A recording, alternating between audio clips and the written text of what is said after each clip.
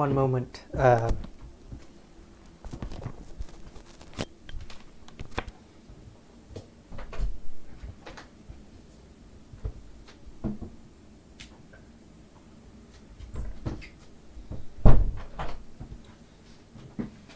need to get a longer wire for the headphones. Anyway. Good to be back. I hope you're well. I know I am.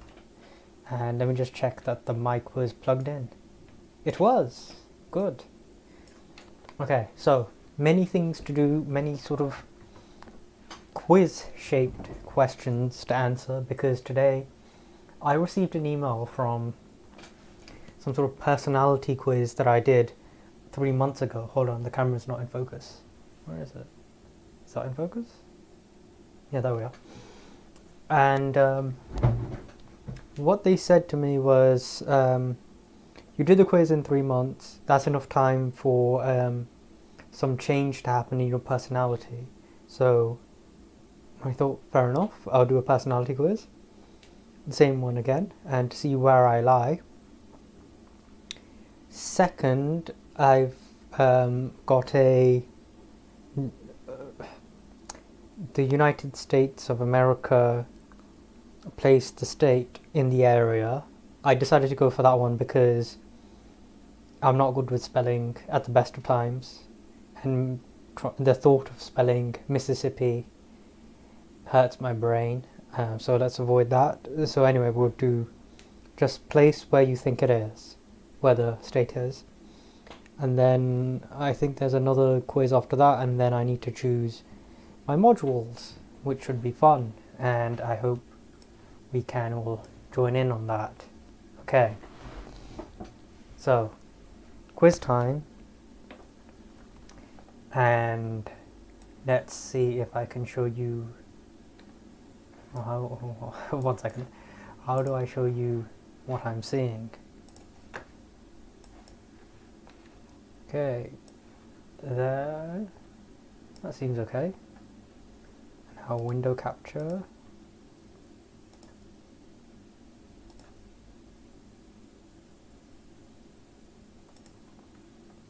Yeah, that seems okay. And I think, I don't know how long I get to do this. Is this counting up? Hold on, let's just refresh. Okay, presumably you can still see that. Okay, let's just go on it. Okay, Colorado.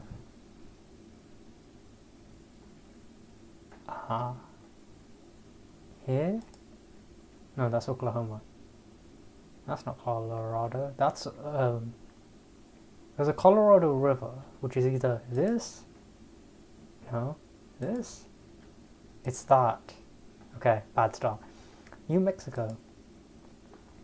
Idaho. No, Idaho. This? That's Montana. Yes, Idaho. Georgia. That's this one. Nebraska. That's that. Pennsylvania. Is it this?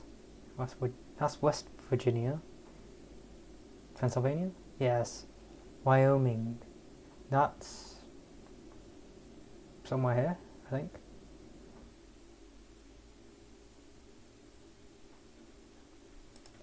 That's Iowa. Missouri. Okay, so it's okay. Wisconsin. Here. This? No, okay. Kentucky. Ooh, this should be fun. No. Here? Kentucky, come. Okay. Connecticut.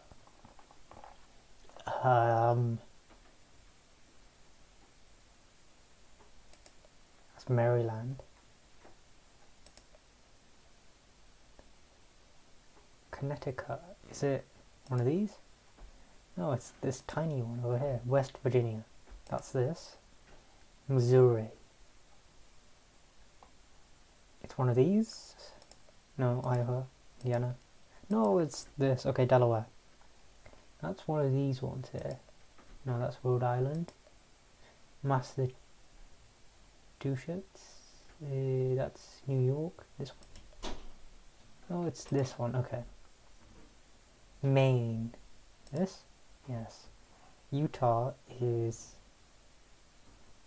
this one? No, that's Arizona. Yes. Rhode Island is this one. Minnesota. No. That one, okay. Florida, California, Mississippi. This? No, it was New Hampshire. Is this one? No, this one. Michigan, Louisiana, Tennessee. Is it this? Yes. God damn it. Okay. South Carolina. That's this one. Oklahoma.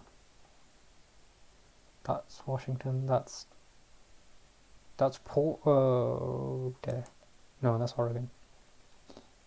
Oklahoma. Is it this? No. This? No. God damn. North Carolina. Iowa. Is it this? No, that's Iowa. Oh, God. Okay. This one? Fuck. This is not good. This is like my exam results. Arizona. Texas. Virginia. Washington. New York. Maryland. Illinois. Is it this? This? Yeah, okay. Vermont. Alabama. Arkansas.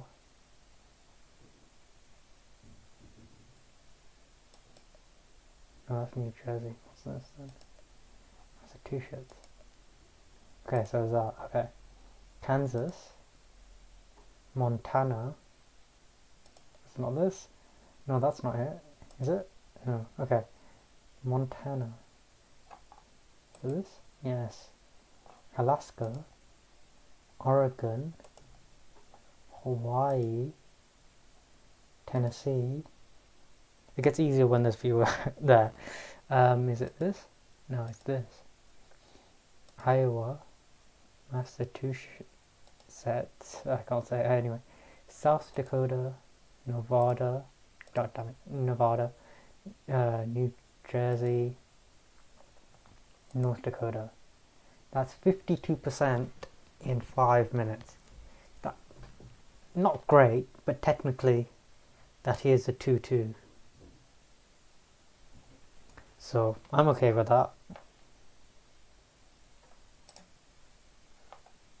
Are there any more like this? European countries. Capital cities, flags.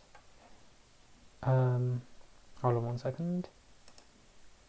Yes, let's do European Union countries. Okay. Slovenia. That is this one? Yes. Germany. Finland. Lithuania. Lithuania. What's this message? Try the countries of the Europe quiz. Okay. Okay.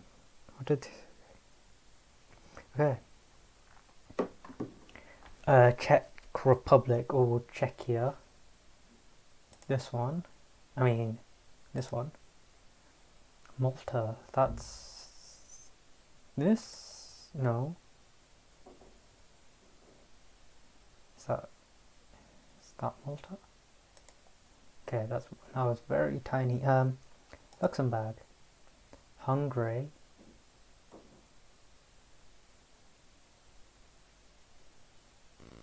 See, that's this? Yes. Belgium. Cyprus. Austria,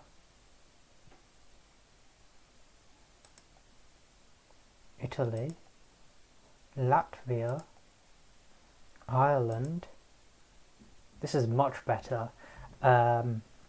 Sweden, Poland, Romania is one of these two big ones. Yes. Slovakia is... I don't know how big Slovakia is. Size is important. It would really help. Is this? Yes. Estonia is this. I think Croatia. Okay, my mind just went blank. I know where this is. Where this is normally Croatia. That's not... Is that Croatia? Yes. They've sort of cock-blocked this country's access to the Mediterranean. Bulgaria is this. Denmark, I would like to go. Portugal, the Netherlands have been. Spain have been. Greece would like to go. France.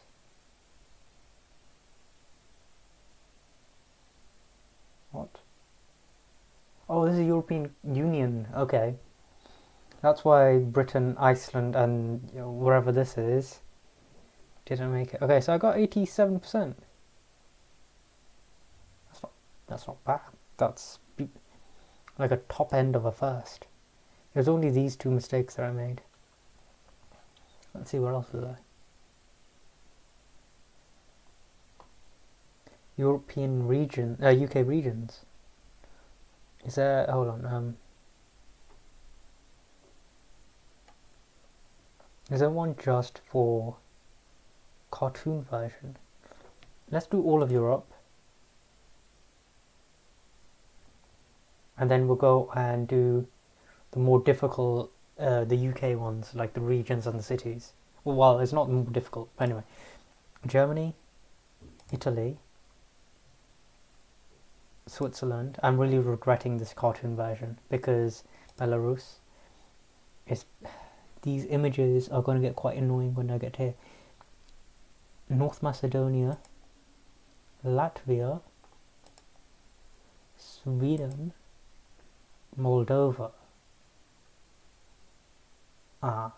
Okay, here we've got into a problem here. Is that... That's not there. What is that here? No. Okay, my mistake. I would never have got that through anything other than trial and error. The Netherlands, Malta, Lithuania, Romania, Poland, Slovakia is this one? No, it's this one. UK, Hungary was this one.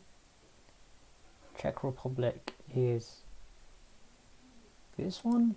No, that was Austria. Okay. Kosovo is this one. No, it's this one. Yes. Montenegro.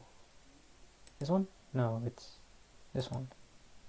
Belgium, Bosnia and Herzegovina. Okay. Ukraine, Serbia. That's one of these. I think it's this. No, it must be this. Yes. Luxembourg is over here. Greece is this big one. Portugal is over here. Slovenia, Albania, Finland is apparently the happiest city or the happiest country in the world. Austria, Vatican City is here. Liechtenstein is here. Andorra was planning on going to. Denmark, Norway, Croatia, yes, is here, and Spain, Bulgaria, Ireland, France, Russia, Cyprus, San Marino, yeah, okay, Estonia, Iceland, Monaco, okay, 87, that's not bad. Let's move on to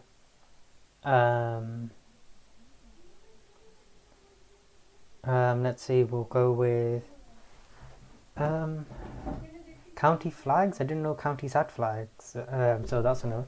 Countries, that should be easy. London boroughs, no. We could do regions, or we can do neighbouring areas and physical features. We do regions, I guess. Okay, Yorkshire and Humber. It's yes. Greater London, the southeast, the northeast. This is easy. Northern Ireland, Scotland, the West Midlands, the southwest, the east of England, the northwest, Wales, and East.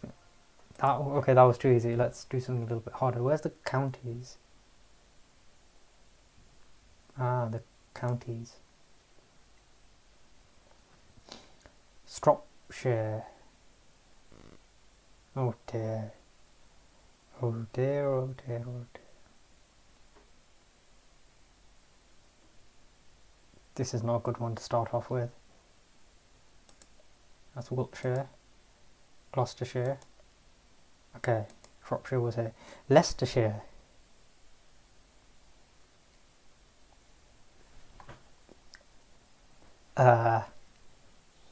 Let's see.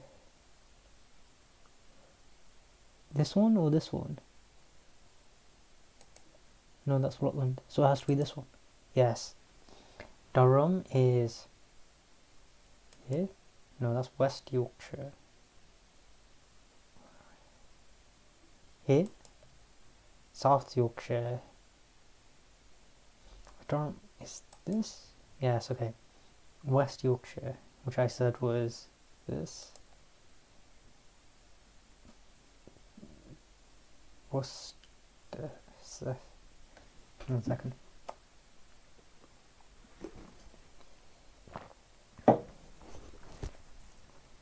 Worcestershire. No, that's Warwickshire. Yes. Bedfordshire. Bedfordshire? Yes. Kent.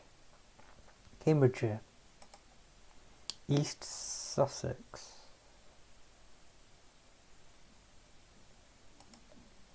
No, that's Sussex. So east of here.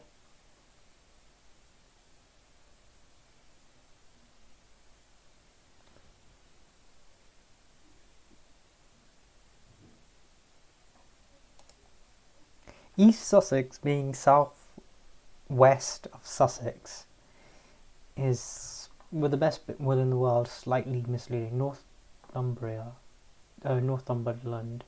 Here? Here? Here? No, that's right up there, okay. Surrey. Here? No, okay, Surrey's there. Okay, that should be here? Here? Okay, completely wrong. Okay, Greater Manchester. Manchester is about here.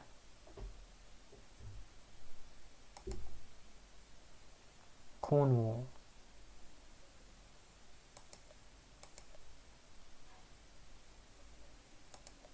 God damn, okay, Suffolk. I'm sure I clicked on it accidentally.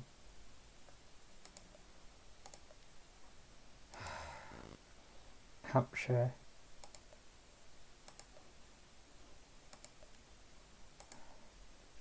Warwickshire, I clicked on it.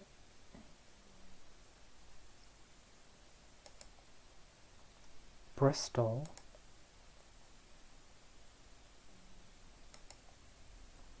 Cumbria.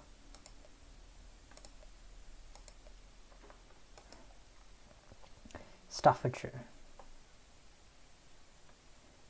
I don't know where this is. Okay, this is terrible. West Sussex. That was Sussex. That was this? Yeah. Buckinghamshire. That is this one? North Yorkshire. Well, this one presumably. Norfolk. Herefordshire. No, that's Hertfordshire. No, stop. Yeah, frick. Okay. Okay, so that's probably this one. This is a nightmare. I've only just gotten 41%.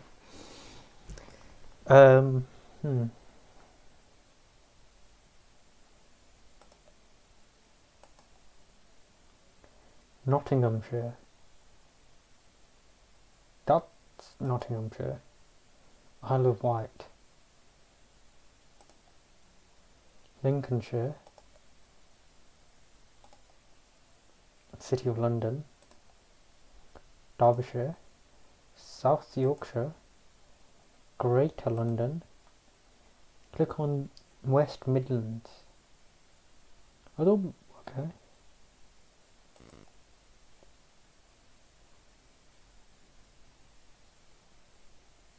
Essex.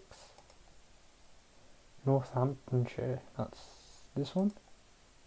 Dorset. That's Devon. No. Yeah, okay. Devon. Rutland.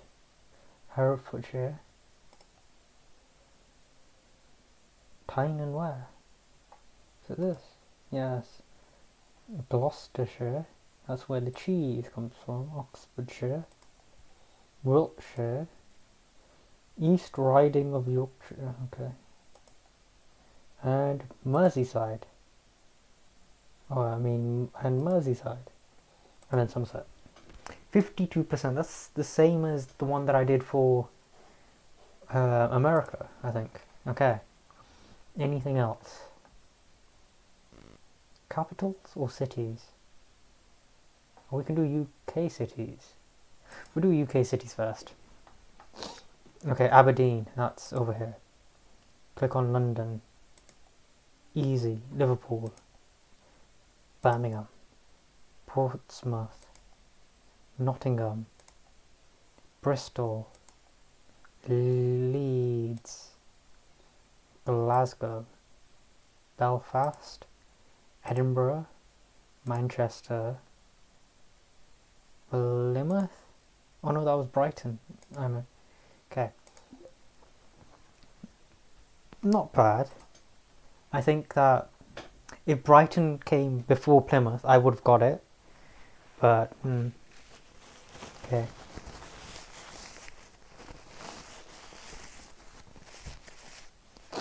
I know I've got like several other quizzes that I'm supposed to do. We'll get the Roman Empire and provinces. That might be a good educational one for later.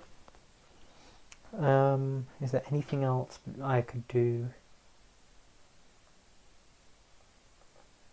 No, let's just go with Europe cities or Europe capitals. European Union capitals or cities? We'll do capitals. Tirana. And we're fucked. We're fucked so hard. I don't know. That's Budapest. No, I think. Okay. So. No. Okay.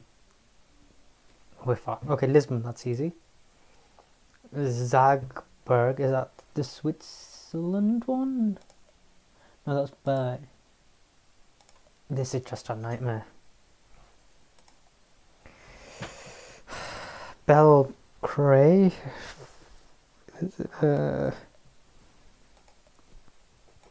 I don't know. This is just murder. Okay.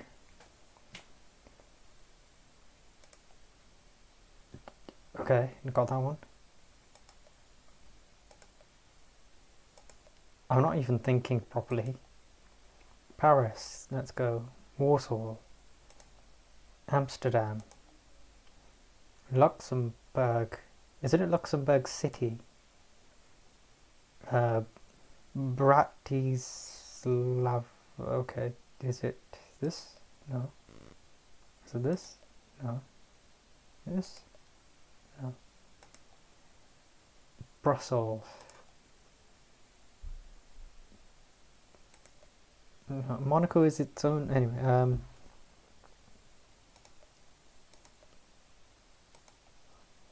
Dublin. I don't have clues. Is it? No, I know that one. Sweden is... Okay, let's do this by elimination. It's not... That's Oslo. I forgot what that is, but I'll recognize it when I see it. Is it this? No, that's Helsinki. Copenhagen. Berlin. Bern. Rome. I know what that is. It's its own city. Andorra. Milan. No. Anyway, let's... No. Moscow. Is it this? No. Is it this? Yes. Oh, what the frick is this?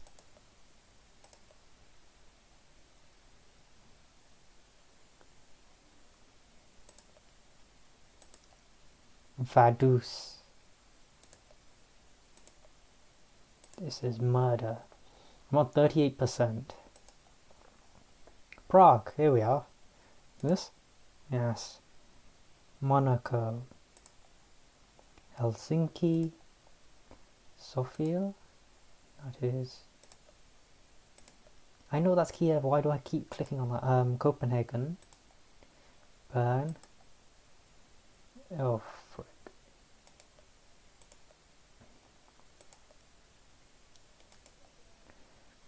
Madrid, which I called Milan accidentally. San Marino. Podrick. Fuck.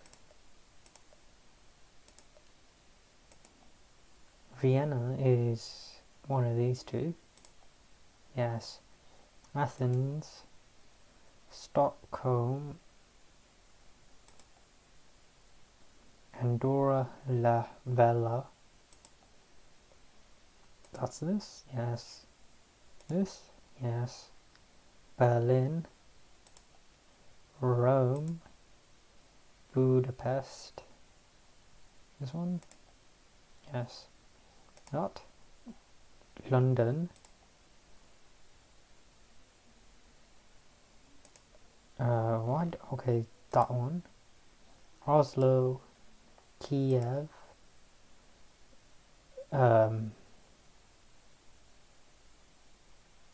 Where's the last one? Oh, it's up here. Okay, that was pathetic. 52 again. Similar to the other ones, but... Is there anything else that I could do? Africa? No, that'll be a terrible thing. I'll screw up so badly with that one.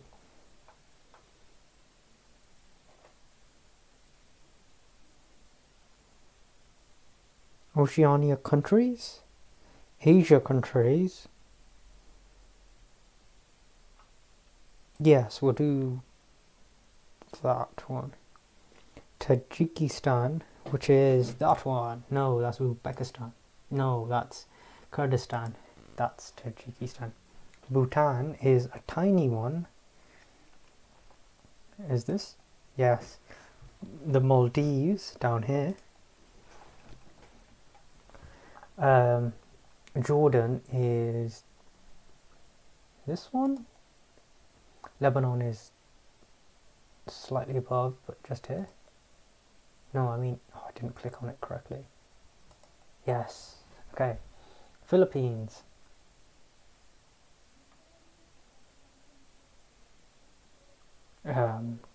Yeah. No, that's Indonesia. Philippines, yes. The UAE is this. Qatar is this or this. That was Kuwait, so that must be Qatar. Kazakhstan, this big boy. Saudi Arabia. Brunei. That's Oman. That's Yemen. Brunei? No, Brunei is over here. It's this one. Uzbekistan. Yes, okay. Bahrain. That's Kuwait. Is that Bahrain? No, that's... Yeah, okay. Bahrain. Sri Lanka. Armenia.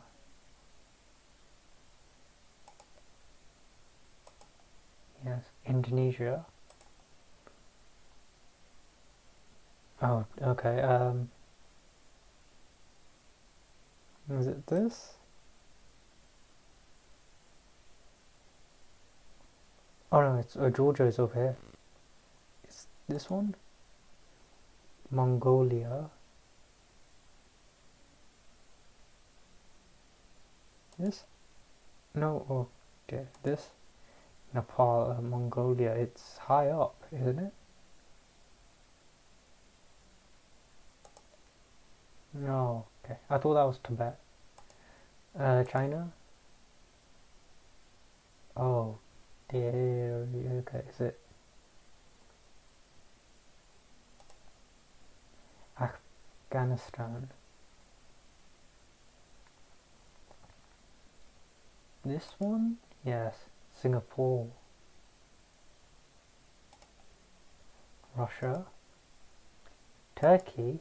Turkey and Russia can't make up their mind for which continent they are. Oman. North Korea. Myanmar. Malaysia. Taiwan. Nepal is Azerbaijan. Cambodia. Yemen. Syria. Vietnam. India. Israel. East Timor. Kuwait. Pakistan. Thailand. Japan. Kyrgyzstan. Turkmenistan. Bangladesh. Iraq. South Korea. Iran. Oh, is this in Oceania? Okay.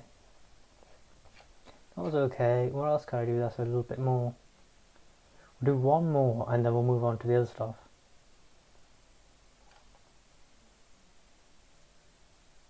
EU flags. I'm not good with flags, so we could possibly do that. United States members, populous countries, physical features. 25 major cities. 25 major cities or flags. Where are the flags on?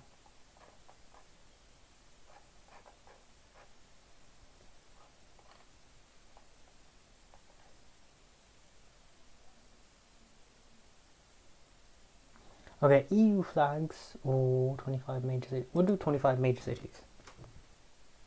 There we are. Beijing. Shanghai is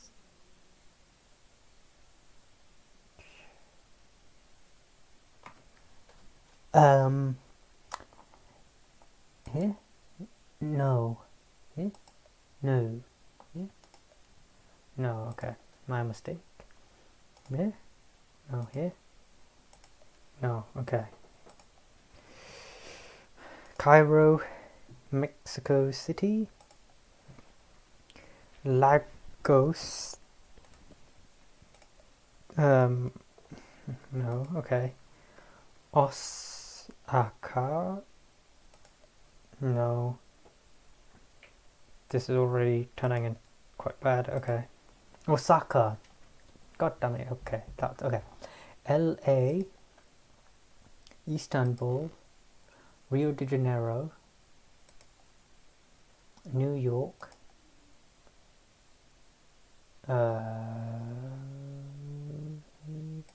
No. No. No. Okay. Mumbai is this.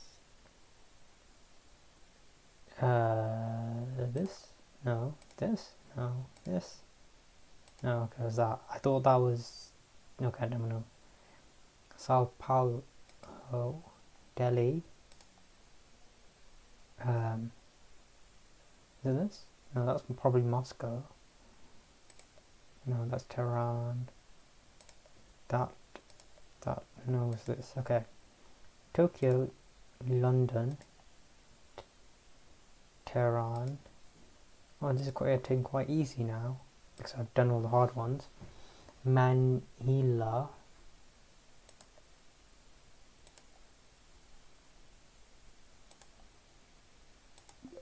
Okay, that's okay. Anyway, we've done that, and now I just need to go into my emails and check something while I get okay.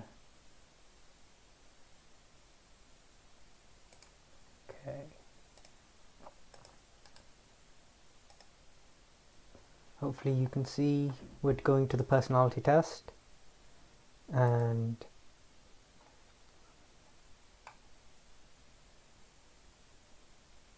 yes, what's this called? My 8 or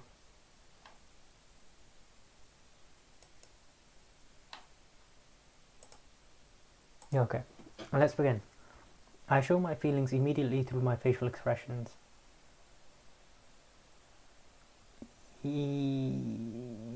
Yes, but I don't know if it's strongly agree or somewhat agree. Strongly agree. I don't like people telling me what to do. Strongly agree. I often develop interest in other things even when I am working on something. Agree. I feel I am rather attentive. Agree. What the frick is this? Stand by.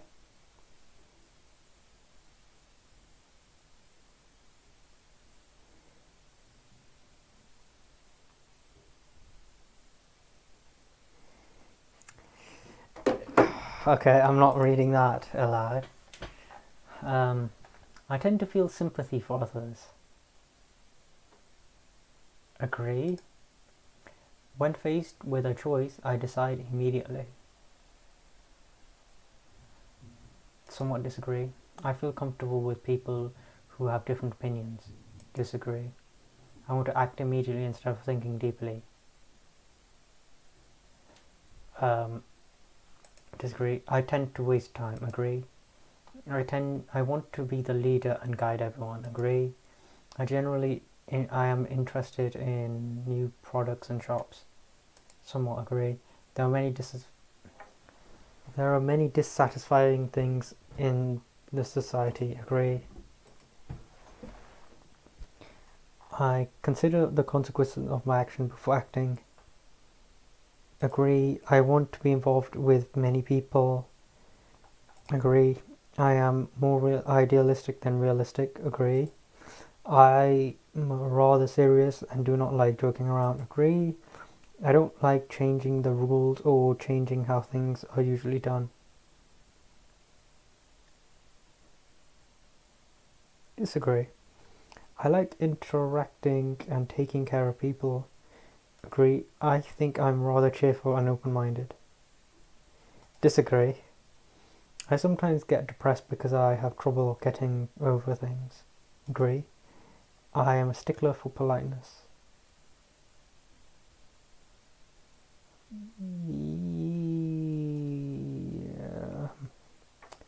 Like, I try to be polite, but sometimes I don't know when I'm not being polite. Okay. I dislike sloppiness and prefer thoroughness. Agree. I am absorbed in one thing. I do not care about anything else. Disagree. Avoid doing things that cause others to dislike me. Disagree. There are times where I feel envious and jealous of others. Agree. I have a strong interest in trends and I do not like being left behind. Do I have a strong interest in trends? Only to make conversation with other people. I do not like being left behind. I agree with that. When I am flattered, I unintentionally get carried away. Agree. I am interested in others' rumours and gossip. Sadly, yes, a little bit. Okay. I lack confidence in doing what I do. Agree. I suffer at times because I cannot drive my worries out of my head. Agree. People think I am stubborn because I am different. Agree. I cannot stand things not done in the way that I thought they would be, even when paying attention to others. Even while paying attention to others. Agree. If presented with a chance, I want to act without hesitation. Yes. I want to do what I want to do, no matter what other people say. Agree. I want to achieve my goals no matter what. Yes, if I knew what they were. When starting something new, I like to give it a go, even if there are some concerns about it.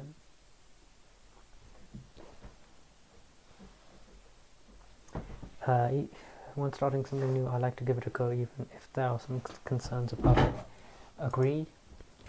No matter what anyone else thinks, I want to do my job the way I think is right. Strongly agree. I prefer to set goals, follow procedures, and ensure my future understanding of the situation. Yeah, kind of. No, actually, that's somewhat disagree. Even if my friends' opinions are different from mine, I will continue to push through with my opinion if I feel I am correct. Agree. I like to gather, organize, and summarize information. Yes. I want to see, and there's 105 questions. Okay.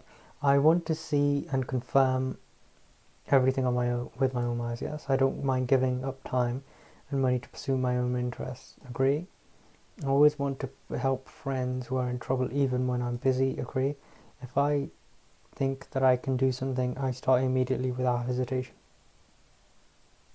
Disagree. My answers tend to come from intuition and inspiration rather than reason. Recently now, yes. There are times where I don't pay attention to what others are saying if I feel it is boring. Yeah. I don't mind giving up time and money to pursue my own interests. Agree. I think when thinking, I often make associations between completely unrelated things. Yes, when tackling something new, I like to come up with my own approach. Agree. Even when I'm experiencing something for the first time, I feel like I've experienced it before. Sometimes. Yes. When trying to make up my own mind, I value my feelings more than reason or logic. Yes. I find it easier to explain using numbers and equations than with words. Yes. I unintentionally end up thoroughly explaining my reasons on arguments. Agree. I prioritize my relationship with people who are useful over my friends. Disagree. I have a habit of analysing myself and others. Agree. I don't mind reading a thick book on a specific subject in order to understand reasons. Disagree. I act without consideration of others if I feel I am right. Agree.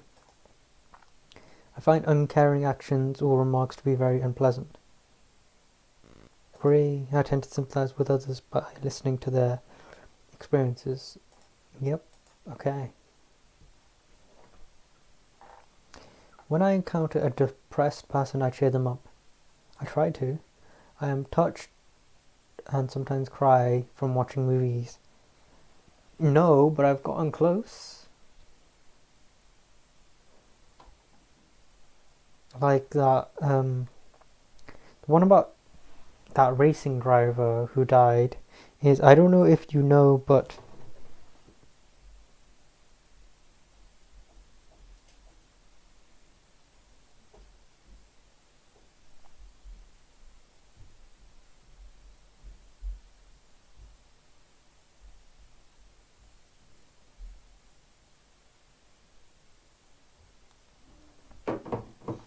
okay, I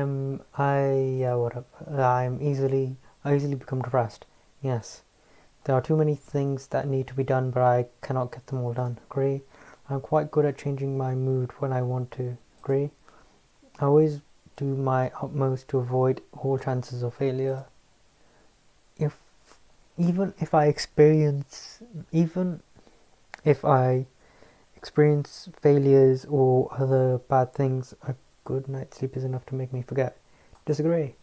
I get irritated when, yes, there are times when I just want to go somewhere. Yes. I tend to be pessimistic. Yes. I sometimes lose sleep when I am really worried about something. Yes. I sometimes think about unpleasant. Yes. There are times when something annoys me. Sometimes I feel like I cannot prevent myself from hurting others. Yes, I sometimes want to break things. Yes, I want to be organized, but I do not get far. I do not know what to talk about during a conversation. Great. There are times when I do not know how others feel. Yep. I tend to get nervous when speaking to people. I do not know what to do when I am told, read between the lines. When watching drama, movies, or animated shows, I do not consider the feelings of the characters. I started to, because someone died very close to me, I started understanding a little bit more. And I care more about the feelings that they have. Hold on.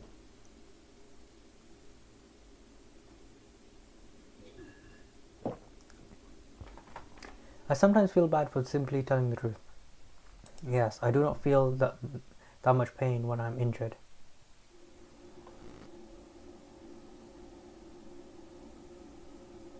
I don't know. I do not feel pity even if I see others in pain. I do not want to take risks even if there is a big opportunity.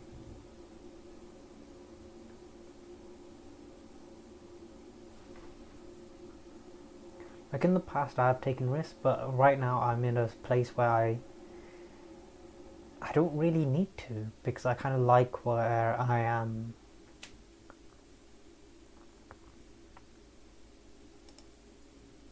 I avoid arguing against the opinions of others to prevent unpleasant confrontations. Yeah, when trouble occurs, I tend to think I can handle it myself. Agree. I have faith that one day people will fix their bad attitudes and actions. Disagree. Instead of prioritize feelings and emotions, I prefer to take a step back and review events objectively.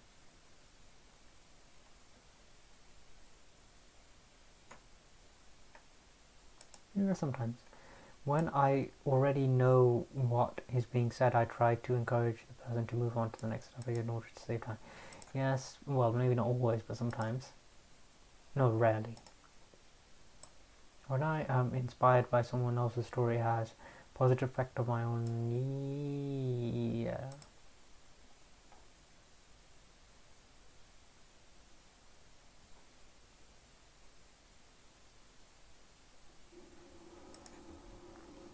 If an ethical or moral issue arises when someone else is talking about something I pointed out.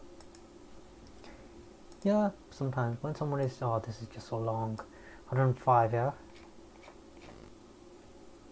Yeah, okay, 105. When someone is telling me about something and it is overly emotional and thinking reason I share my opinion, try to influence their thinking. I sometimes do that. I get irritated when the other person's story is too long. Lecturers, do this. And it's not like when they're lecturing, I mean, when you're talking to them and they sort of go on for ages and ages, have multiple endings, like that movie, Lord of the Rings, I forgot which specific one, which has multiple endings, and they sort of reiterate the same thing over and over again. And I think I spoke about this in the past. I care more about the needs and desires of others than my own. I sometimes do that. I try not to burden other people with my own problems. Yes, the people giving me advice are correct, so I try to obey them. Sometimes I try to be humble and avoid being dislikes. Yes, even if people do not directly express their needs and desires, I would try my best to figure them out. Yeah, I answer questions instead of dodging them. Yes. I don't usually apologize unless the other person apologizes too. Yes. I complain if I feel frustrated to prevent being played around with. I rarely do that, but I should do that more often. To avoid hanging out with people I avoid hanging out with people who do not make an effort to understand my feelings. Yeah, I've been doing that more and more.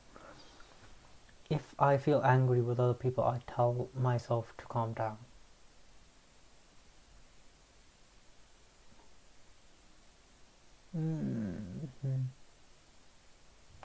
Yes, right. I demand others to apologize if they make fun of me. I've never done that. Please enter your gender. Your date of birth. Where are we?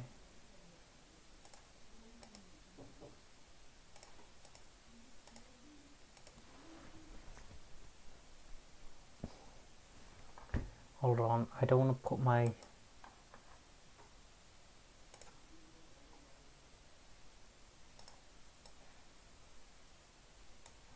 One moment. It's hard with the countries to know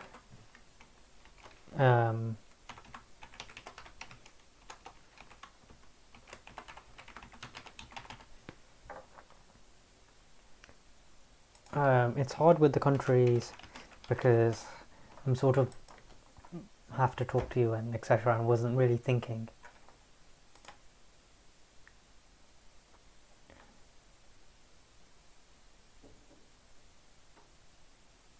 What? Okay, got my results.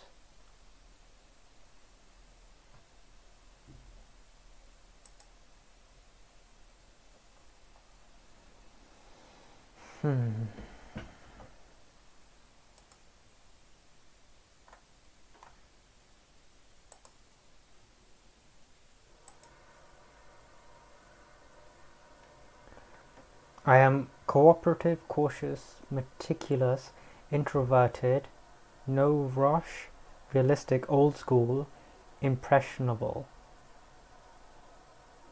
Yes, yeah, that sounds about right.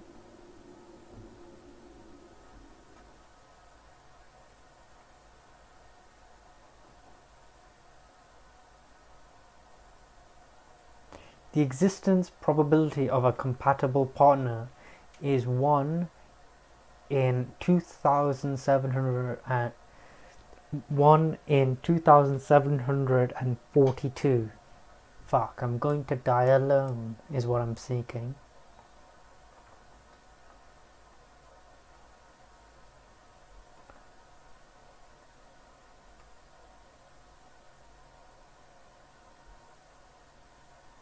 If Gurpreet was compared to a regular person of American... What? You have never been on social... You have never been social ever. Close enough. Absolutely not tough. Not independent. Very careful. No, that's not me. I'm incredibly independent. Um, anyway, 1 second. I need to be back in a second.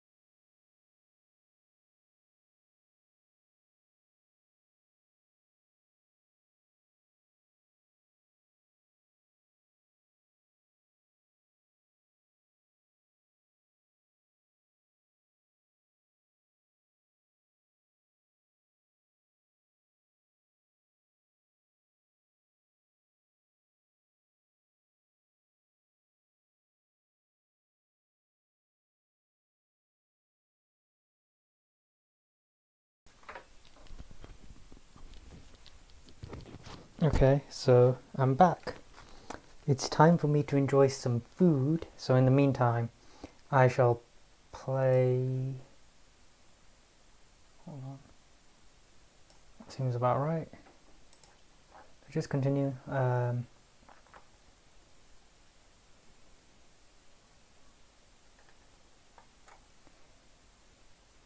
Clever. Safety is the best. Broad minus nerd. Artistic. Strong observation. Really? Tough on yourself. Yeah. Tactician. Yes. I'd like to think so.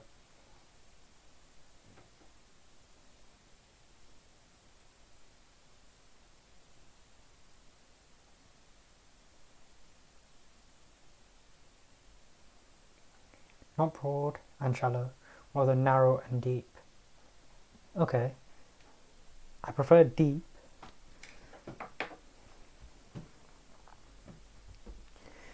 Um, being likable is beauty, and polite, calm, reliable. You don't let it go. Okay, so I'm eating, so we have to watch something in the meantime. What would be a good thing to watch?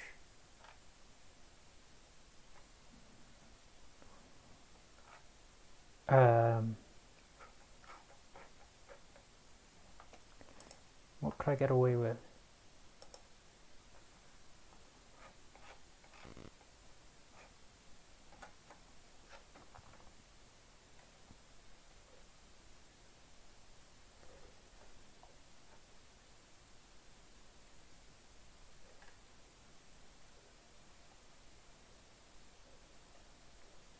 Because I have to eat, and it's probably about 10 minutes.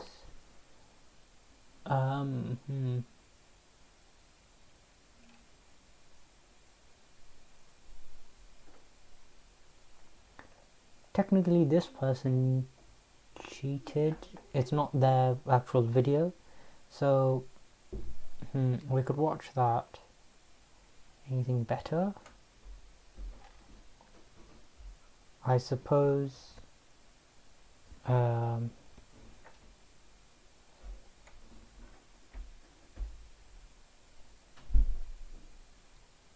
We'll go with this. It's fun, it's educational, it's very me.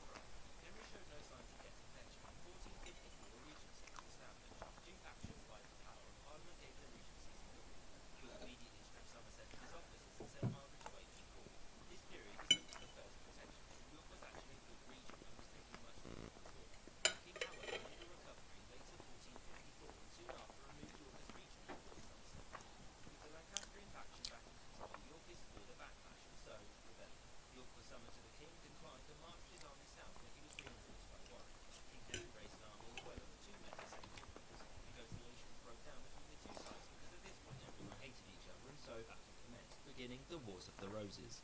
The Battle of St Albans was a Yorkist victory which saw Somerset killed and King Henry captured. York was appointed as the Constable of England, i.e. he was in charge, and Henry soon after became ill again. This began the Second Protectorate, which lasted until 1456 when Henry recovered and again dismissed York. The peace was uneasy, and so Henry made sure to give rewards to both factions. Warwick was given the captaincy of Calais, but mostly engaged in piracy. Tensions remained high, and in 1458 Henry tried to reconcile both sides on what was dubbed the Love Day, where both sides promised to calm down. So both sides, now friends forever, went back to immediately plotting each other's downfalls. Warwick was recalled to London to answer for his piracy, and upon his return he got into a fight. Warwick accused the Queen of attempting to kill him, and the Queen ordered that Warwick be arrested. Warwick fled to Calais and refused to return. Both sides began to mobilise their armies because at this point, why not? Fighting broke out in 1459 with initial Yorkist success, but later in the same year York and Henry's armies met at Ludford Bridge. The Yorkists were massively outnumbered and their men didn't want to fight the king, and so the Yorkists did the only thing they could: run away. Soon after this a parliament was called, known as the Parliament of the Devils, which condemned the Yorkists as traitors and took their land. In 1460 the Yorkists struck back, and Warwick, accompanied by York's son Edward and an army, landed here before marching on London. Many in the south were supporters of the Yorkists, and London opened its gates to them without resistance. Not long afterwards Warwick led an army north and met the Lancastrian army at Northampton. The Battle of Northampton was a major Yorkist victory and resulted in the king being captured, again. The Yorkists were now firmly in control, and so York found it safe to return. The reason for his return this time was not to remove the king's favourites from court, but to assert his own claim to the throne. This pretty much appalled everyone, even his allies. A settlement was eventually reached that Henry would remain king and York would be named his heir. Queen Margaret was unhappy that her son had been dispossessed, and so sought help from the Scots, who gave her an army. York marched north to confront them, but instead of holding up in a castle and awaiting reinforcements, he met the Lancastrians in battle here at Wakefield. Wakefield was a Lancastrian victory and a major setback for York's ambitions since he was killed there. The claim to the throne now lay with York's eldest son, Edward, who was intent on pursuing it. The Yorkists and Lancastrians clashed several times in early 1461. Edward won a battle here at Mortimer's Cross, which saw him capture one of King Henry's favourites, Owen Tudor, who Edward promptly executed. Warwick was defeated at the Second Battle of St Albans by Margaret's army, and after this Henry VI was found sitting under a tree unharmed. Margaret didn't capitalise on her victory and stayed away from London, mainly because the people there weren't too happy with the idea of an army of Scots led by a French queen entering the city. Edward was able to enter the city though and was warmly welcomed. Soon after this, the Yorkists and the people of London asked him to take the throne, which he did, becoming King Edward IV. Edward took an army and marched north, determined to secure his throne, and he met the Lancastrians here at Towton. The Battle of Towton was fought between 40 and 50,000 men, with about 30,000 being killed, and is the bloodiest battle ever fought on English soil. Edward was victorious, and so both Henry and Margaret fled to Scotland. Edward's early reign was fairly uneventful, but was plagued by the question of his lord's loyalties. In 1464, Lancastrian rebels were defeated at the Battle of Hexham, and things started looking better for Edward. Edward did something that kings aren't supposed to do, marry for love, which is what he did when he tied the knot in secret with a lady called Elizabeth Woodville. Kings were supposed to marry for financial or political reasons, which is why Warwick was negotiating for Edward to marry a relative of the French king. Warwick looked a bit of an idiot when Edward told him, and their relationship soured as the king became more independent. Henry at this point had been hiding in the north of England trying to gather support. He did this until 1465 when he was captured and brought to the Tower of London. By this point Warwick was essentially plotting against the king, who had chosen the Woodvilles over him and prevented marriages between their families. That was until Warwick did it anyway, marrying his daughter to Edward's brother George, the Duke of Clarence, who wanted the throne. A rebellion led by one of Warwick's men broke out in 1469. The rebel army met the kings at the Battle of Edgecote, and the rebels were victorious. Edward was taken prisoner shortly afterwards, and Warwick, knowing he couldn't depose the king, attempted to rule through him. This state of affairs didn't last, and it wasn't long before the nobility of England had started to rally against him. Warwick was forced to release Edward in 1469, but Edward made no attempt to punish Warwick or retaliate. Warwick did lose his influence though, and there was only one person who could help him get some of it back: Henry VI. Some men loyal to Warwick started a rebellion. It was crushed, Warwick was implicated and promptly ran away to seek the aid of the French king, who, by the way, was called Louis. Warwick and Margaret begrudgingly came to an agreement, and Warwick, along with a French army, landed in England in 1470. Many of Edward's lords flocked to the Lancastrians, and so Edward had one honourable option: run away. The Lancastrians then entered London and freed King Henry from the Tower of London, and he was declared king again, but make no mistake, Warwick was in charge. He was extremely unpopular though, since the Lancastrians didn't trust him due to his toppling of Henry, and the Yorkists despised him because of his toppling of Edward, who was at this point in Burgundy. France, with the help of Henry, invaded Burgundy, and so its duke gave Edward a bunch of money to invade England. Edward did this happily and landed in Yorkshire in early 1471, and his invasion culminated in two important battles. The first was the Battle of Barnet, a Yorkist victory in which Warwick was killed. The second one was the Battle of Tewkesbury, another Yorkist victory which importantly included the death of Henry's son, Prince Edward, and the capture of Margaret. Edward IV soon after entered London, and it wasn't long before Henry VI died, probably from a case of the murders. Edward's throne was now secure and the Lancastrians were essentially destroyed. The next decade of Edward's reign was uneventful, but importantly he did bring back stability as well as strengthening the law. He became sick and died in 1483 and was succeeded by his son, the 12-year-old Edward V.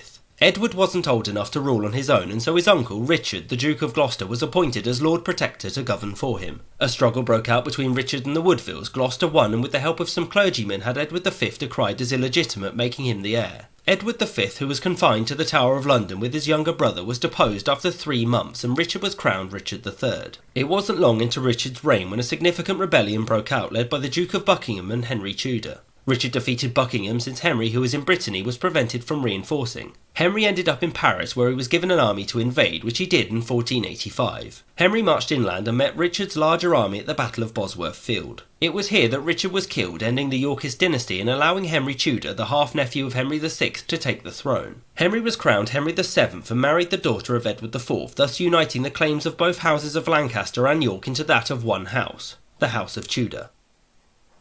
I hope you enjoyed this episode. I'm halfway through the food and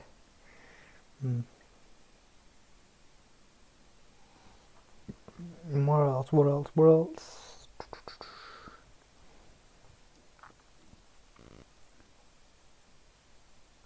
I guess this leads on to what we just watched. 1485, and Henry Tudor has defeated Richard III at the Battle of Bosworth Field. He was subsequently crowned King Henry VII.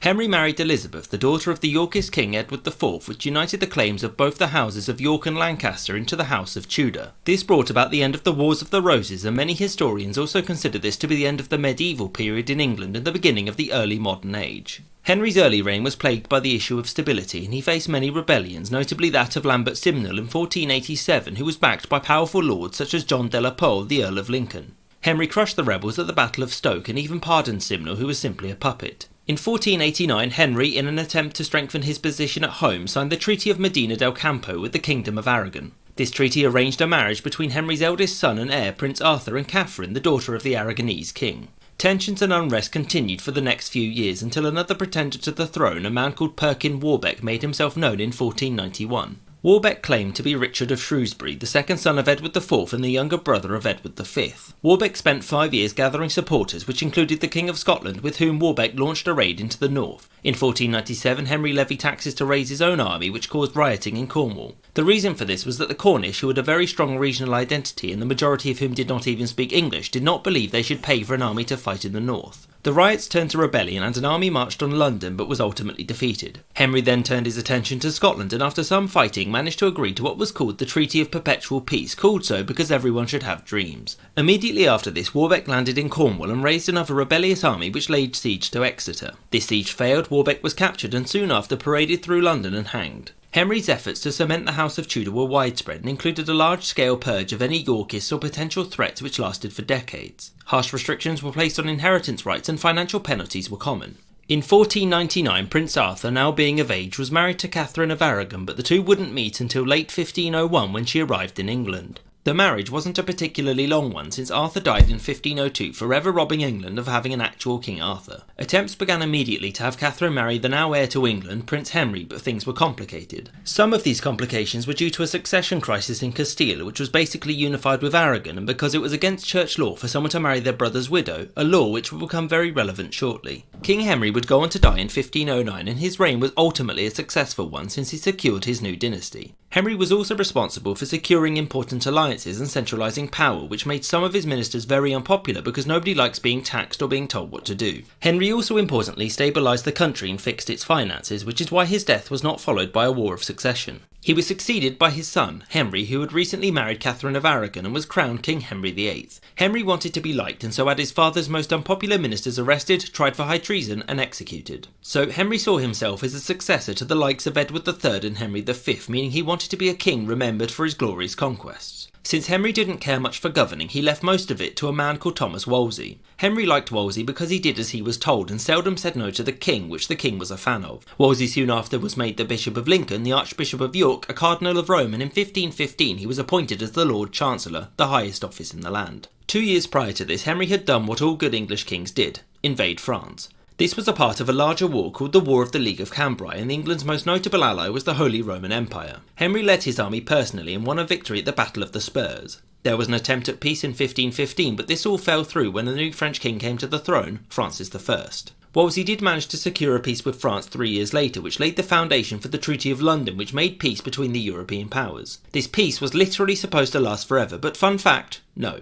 2 years later, Henry and Francis met to celebrate their newfound peace here at what was later called the Field of the Cloth of Gold because of the tents being gold. This was essentially a very expensive attempt at one-upmanship by both kings, but it would have meant more had the peace actually lasted. In the next war, English forces got within 50 miles of Paris. However, they didn't receive the reinforcements they were promised by the Holy Roman Empire and so retreated and abandoned the war. After this, Francis I was captured by the Holy Roman Emperor. The French lost the war and England got nothing, which upset Henry. After Francis was released in 1526, he asked Henry for an alliance against the Holy Roman Emperor Charles V, which Henry agreed to, and so, another war. At home, Wolsey was reforming the methods of tax collection as well as regulating farming practices. Wolsey was also made a papal legate, that is, a personal representative of the Pope, and he was so powerful that he was often referred to as Alter Rex, or the other king. Being a papal legate gave Wolsey immense authority over the church, which he attempted to reform, but not much came of it. The writings of Martin Luther, which were disseminated thanks to the invention of the printing press, had a great impact on the calls for reform. The Dutch scholar Erasmus was calling for a purer form of spirituality and stayed in Cambridge from 1511 to 1514. Erasmus's friend Thomas More was also a renowned thinker whose most notable work, Utopia, questioned the ethical foundations of society. Henry's position on church reform was made clear in 1520 when Martin Luther criticised the Seven Sacraments. Henry jumped to their defence and wrote a treaty defending them and was subsequently awarded the title Fide Defensor, the Protector of the Faith, a title still in use today. Of course, as everyone knows, Henry is not famous for his good relations with the Pope, but of course the opposite. So by 1527, Henry had had 5 children by Catherine, and all but one, a daughter called Mary, had died or were miscarried. Henry saw this as God punishing him for marrying his brother's widow, and also, given the fact that he was head over heels for some lady called Anne Boleyn, he wanted his marriage dissolved. A quick side note, Henry never asked for divorce, but an annulment. The difference being that a divorce is a dissolution of a legitimate marriage, and an annulment is where a marriage is declared having never been legitimate in the first place. Henry asked the Pope to dissolve the marriage, but this didn't happen for one simple reason: Charles V, the Holy Roman Emperor. So during the previous war, Charles V had captured Rome and with it, the Pope. Charles was the nephew of Catherine of Aragon and didn't want to see his aunt shamed, so made it clear to the Pope, no annulment. Wolsey had been no help, and Henry felt that his position as a papal legate meant his loyalty could no longer be assured, and so in 1529 Henry had him removed as Lord Chancellor. He was replaced by Thomas More, who immediately told Henry that his marriage should remain intact. More would resign 3 years later, and so Henry appointed a replacement called Thomas Cromwell. It appeared Henry wasn't going to get his divorce, and so in a small ceremony he married Anne Boleyn because she's a bit pregnant and I need to get married before the birth, otherwise the child won't be legitimate and I could really do with an heir. This act of bigamy was followed up by Cromwell getting Parliament to pass the Act of Restraint in appeals to Rome, which meant that clergy had to appeal to Henry on matters of religion, not the Pope. This act formally declared that the realm of England is an empire governed by one supreme head and king, meaning that Henry was in charge of everything and that England was independent of all foreign powers and influences. Catherine's marriage to Henry was declared invalid by Henry, and Anne Boleyn was crowned queen. Shortly afterwards she gave birth not to a son but to a daughter, Elizabeth. In 1534 Henry pushed through the Act of Supremacy, which declared himself and his heirs to be the supreme head in earth of the Church of England. In the same year, Parliament passed the Treason Act, meaning that disagreeing with this meant you'd probably lose your head. This was the case with Thomas More, who refused to go along with this and so beheaded. Henry faced a couple of setbacks in 1536. He had suppressed many of the smaller monasteries in England because of their close ties to the Pope and had essentially taken all of their wealth. This led to a couple of fierce revolts in Yorkshire and Lincolnshire, which Henry defeated. Queen Anne was critical of this, and combined with the lack of son meant she had to go. Henry had Cromwell draw up charges of treason, infidelity and even incest. She was given a slightly rigged trial, convicted and beheaded. Henry was then free to marry another lady he was infatuated with, Jane Seymour, which he did.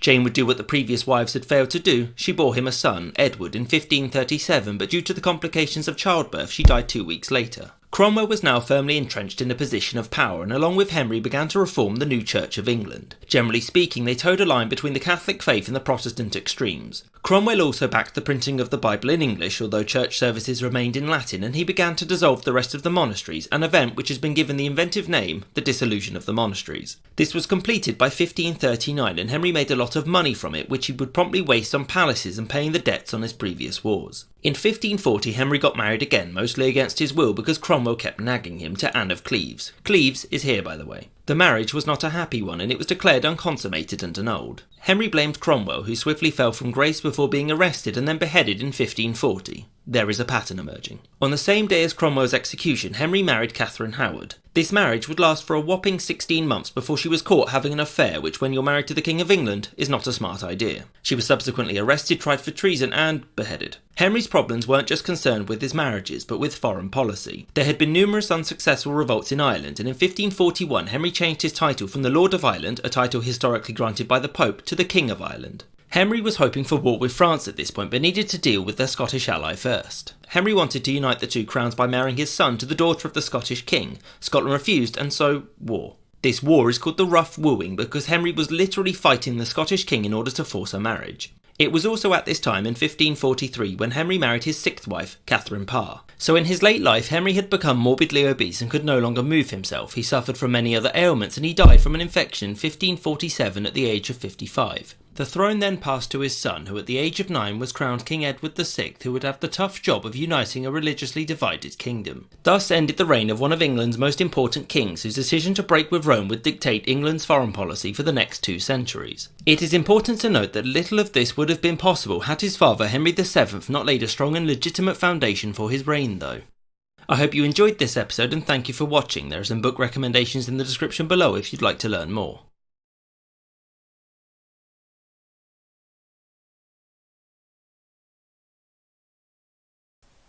Okay, so I'm back. Food was okay.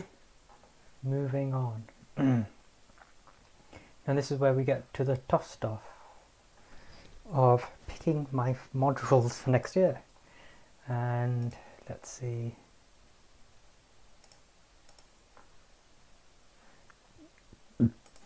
Hold on 1 second.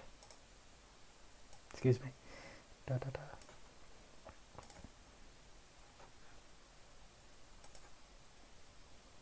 I can't have you seen my passwords because that would be incredibly bad. And here we are. I've got until Tuesday, but I need to do this now because I'm busy on Tuesday and Monday, which is tomorrow. Let's go here.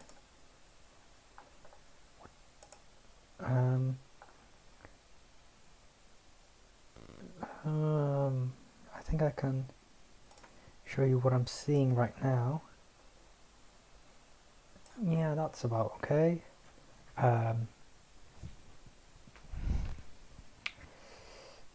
Right then. Here we are again. Language modules. So next year, let's start with Latin, which will be intermediate. So I've got Latin, we'll just say Latin 1, which is 20 credits in autumn. Then we have Latin 2, which is 20 credits in the summer. So that's 40 already. Who's doing it? 2 different people are also doing Latin. That's poetry, and this is, it doesn't say. Okay, next up we go with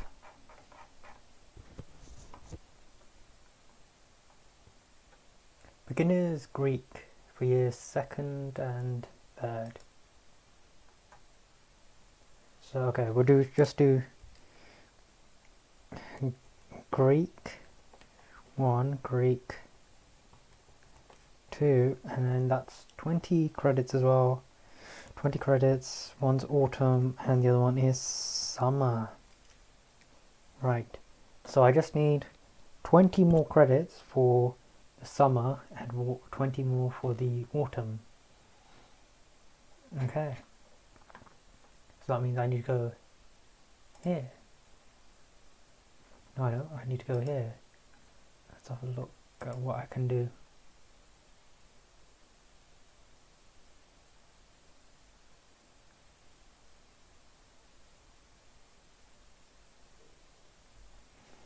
Now, I could either do these,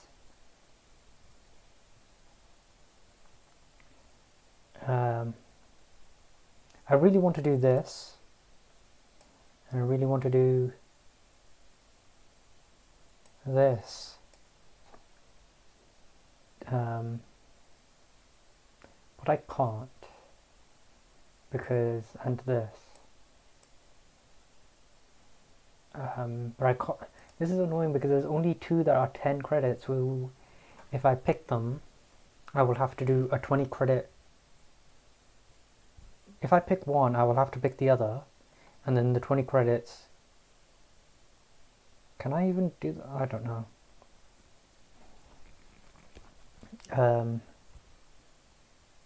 So how many credits am I allowed so far? 20 in the summer and 20 in the autumn. Right, okay, that's not great. I could do this and this. Do I want to do that and that? No. Let's get some information on what that is. Year 2 modules. Hold on, let's duplicate. I don't know if I... Okay, I don't know what happens if I do this and if I do this. Which one? So you're looking at this one, okay. And this one is the modules, and this one is... Hold on, how is it looking for you? That looks terrible. Hold on.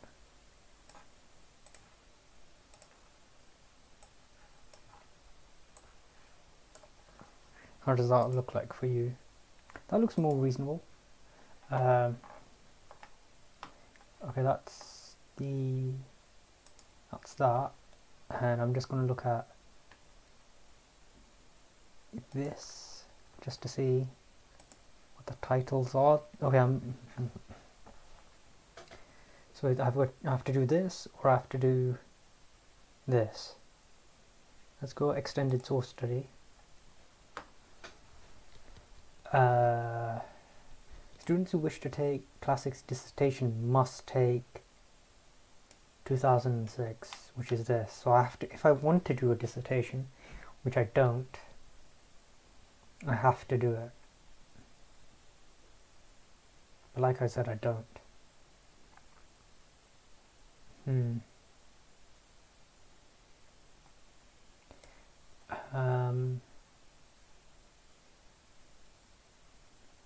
You write a 3,500 or 4,000 word essay chosen from a range of worksheet topics, each focusing on a piece of ancient or archaeological source material.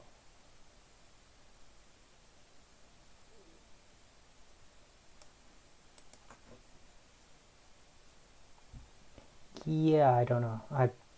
It's important, but I can't be bothered. Okay, that's the autumn one. That's the spring one.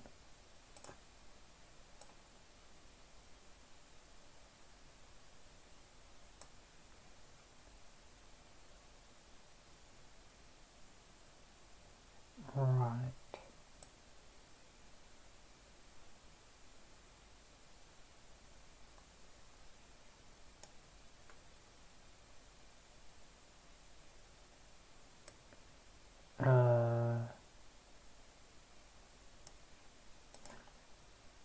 It's the same thing again. I can't be asked for that.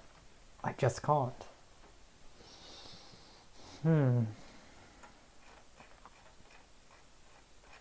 What else am I open to doing?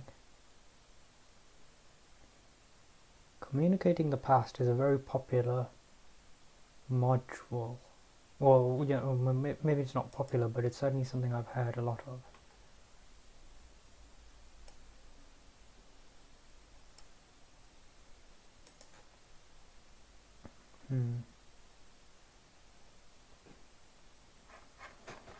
I can't be asked for that. Okay.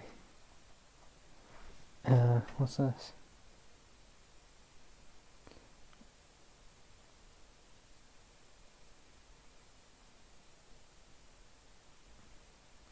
Okay, so. Okay, I clearly didn't make it clear. Hold on.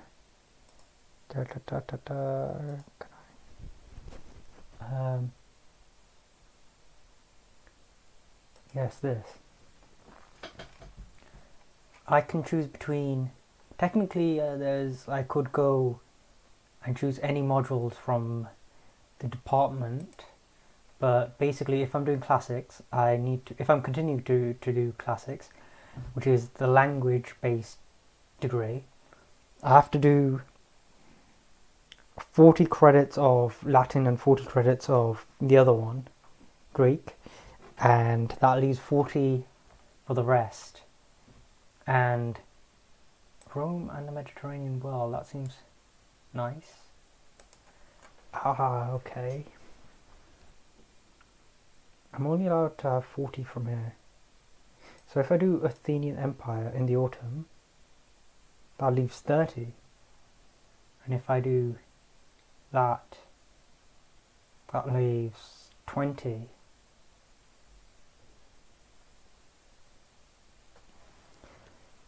And, okay, so if that's 10, then that would be 20. But that would be 60, 70? Yeah, I mean, I could technically do that.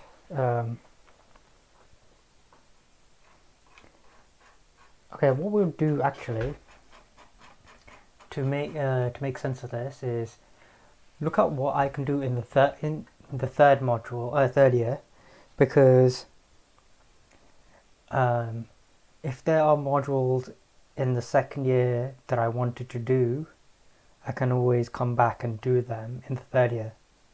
So let's work out what I want to do in my third year and then work backwards. In my third year I would have to do Latin and Greek, which is Advanced Latin 2, that's 40. Then I'll do Intermediate Greek, so that's another 40. And that just leaves me with 40 more credits. Not that. That's something like, I don't know, how long is... Excuse me one moment while I... module... The dissertation is...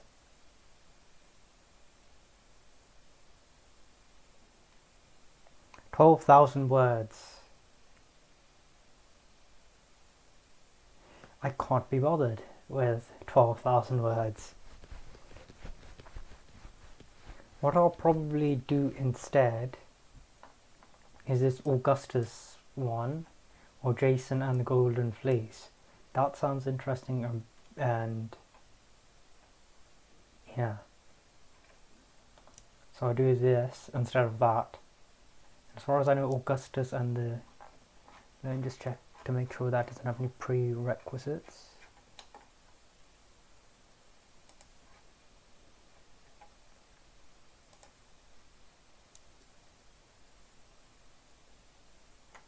Which one is this? Where's Augustus?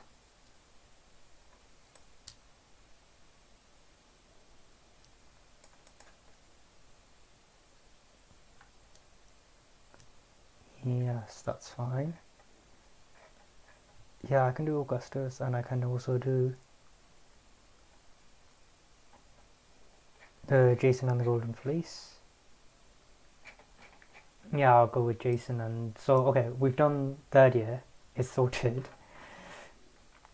So we're gonna go back to, where am I? Year 2.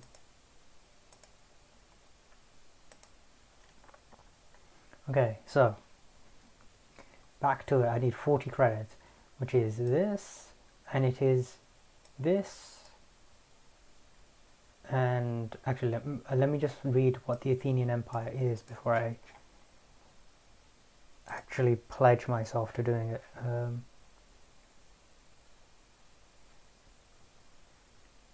That's a 3. So it's a third year module which I'm taking in the second year. What? The Athenian Empire. Okay. This module examines one of the most glorious periods of the Greek history, the rise and fall of the Athenian Empire. How did the Athenians build and justify their empire in the aftermath of the Persian Wars? How did they resolve the paradox between democracy and imperialism? To what extent did the Athenian Empire imitate or differ to the Persian Empire?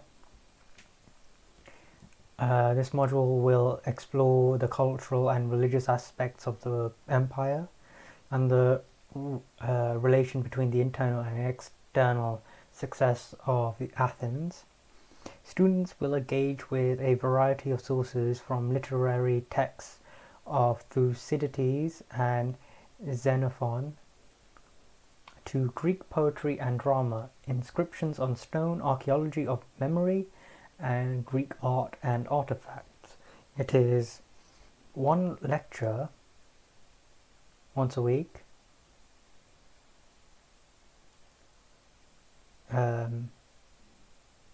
one screening, which suggests we're going to watch something, and one workshop, which I think is a seminar, because they don't write seminar. It's 100% take-home exam, so yeah, that's going to be fun.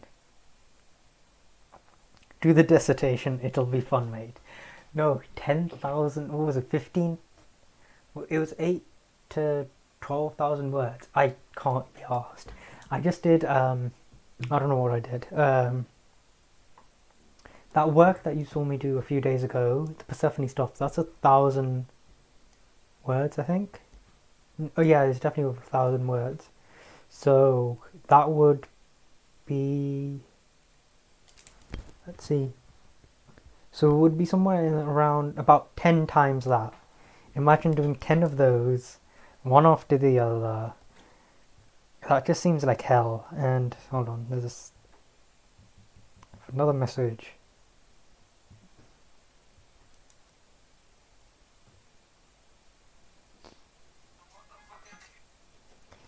Okay. Anyway, yeah, take home exam for a 10 credit module. I'll be fine. So yeah, in order, if I did want, there is a part of me that wants me to do one of these just in case I want to do a dissertation in the last year, but so basically I have to decide now if I want to do this, but I don't want to because what I've heard is if you're doing a master's, they don't really care if you've done a dissertation or not. Like they don't know, they don't care if you didn't do a dissertation in your third year, if you want to do masters. And I was talking to another PhD student who's done classics, and they were like, I didn't do a dissertation in my third year, and nobody cares that they didn't do it because the dissertation that you have to do for third year in this is very historical. You have to go through and look at historical texts and literature and all that sort of stuff. Whereas if you're doing on a higher level of masters, you also have to seek out contemporary work. What the frick was that? Oh, there. 1 second. Yeah, screw it. And also, I would like to get a degree as fast as possible and just get the hell out of there. And I want to make sure, yeah, I'm just going to go with the Athenian Empire is something I'm interested in. It was fun, and I'm going to continue with that. So that is, I'll just say Athens, which is Athenian Empire. It's 10 credits and it's in autumn. Okay, now let's have a look at violence in the Roman world.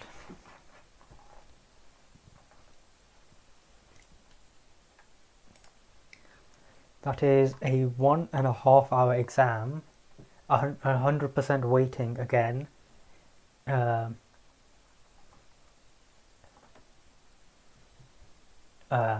I'm also checking the names of all the people who are teaching.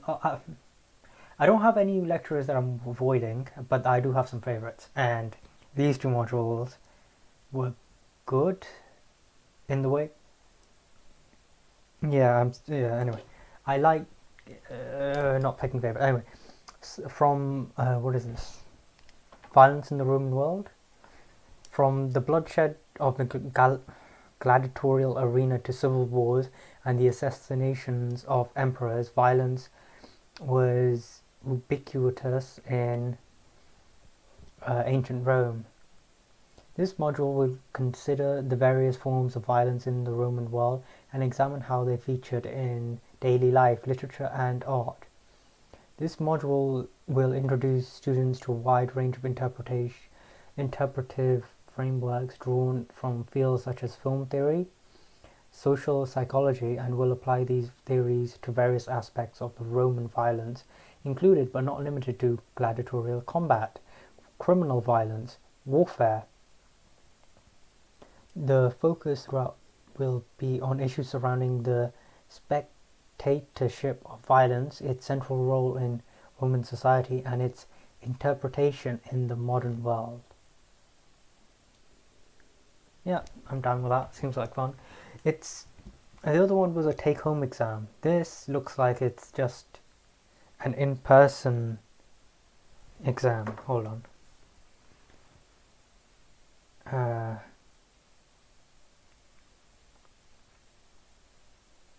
I just want to get a degree as fast as possible and get the hell out of there. Yeah, ha ha ha. Very funny. But at this point, I just because of the situation I am in and questions around funding, I just wanted to do something easy and leave and find out what I want to do with my life, etc, etc, etc. And I don't want to, the Latin and the Greek stuff is also very coursework based and it's quite easy and straightforward. I don't want to push myself to do something intensive like a dissertation. I just want to do my thing, leave, and then if I don't want to do a master's, which I would like to do a master's just for the sake of doing a master's, I suppose I'll do it a little bit later on. And I don't want to know what masters it will be, if it's related to classics or if it's a conversion masters, which is I could do one in editorial stuff or masters in marketing, or not marketing, management and stuff like that. So yeah,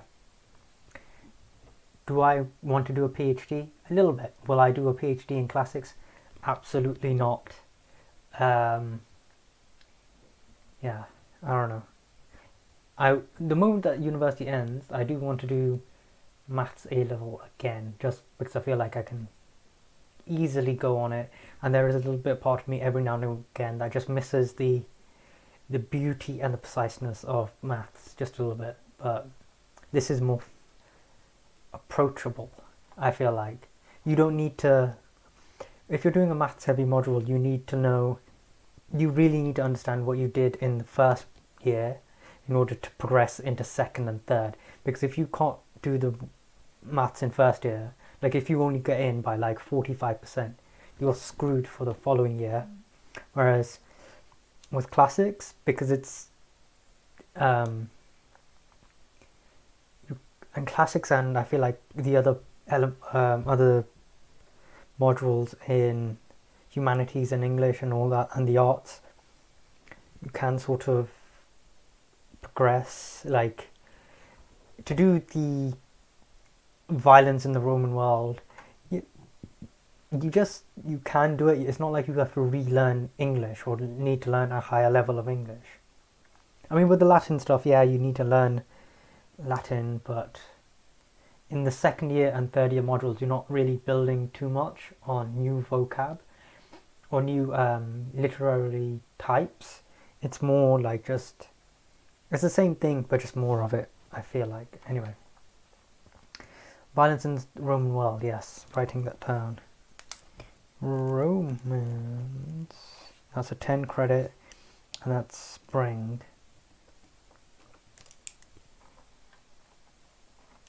Oh, there is the Christian Empire, though. You'll be looking at Diocletian seized of power in 284 to the sack of Rome by the Visigoths. The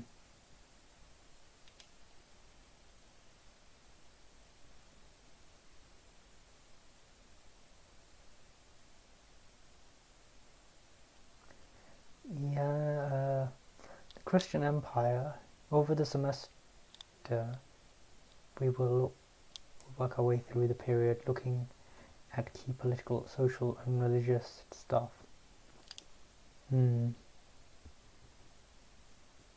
This is a 1 2-hour exam and 1 essay. Okay, we'll put, how much do I need? I need 20 more credits, and it's either I do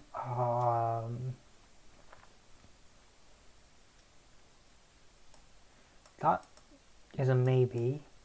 That is a maybe because I like that part. I'm not sure about the archaeological bit. This seems like fun. Silk Road. No, I don't want to do that. No. Art and culture from Etruria to Sicily.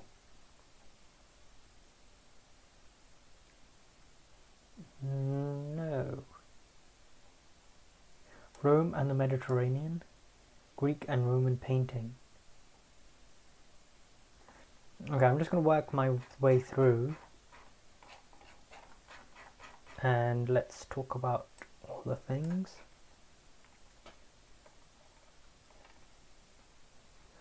One second.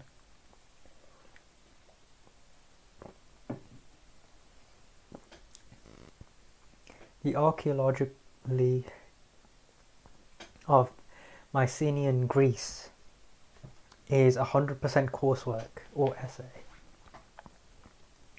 but it's only only 3,500 words. I felt like it would be a lot more. This module is based on lectures, discussion sessions and workshops, including experimental archaeology. What does it do? And gives you European Bronze Age civilizations of the second millennium BC by discussing the historical, social and cultural and economic context of the period. It examines the rise of Mycenaean civilization and the early discoveries of Heinrich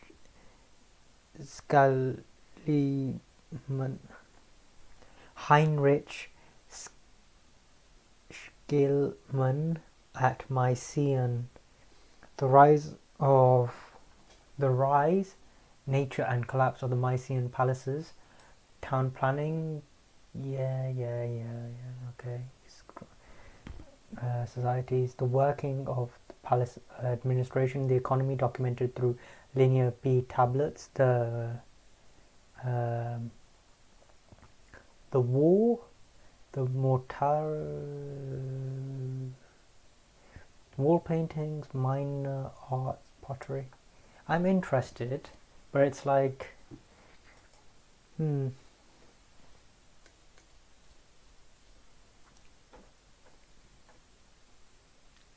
Um.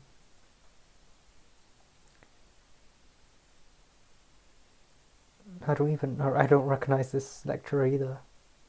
Okay, we'll come back to that. Imperial biography is something that's, what does it say? It's 2 pieces of coursework, and this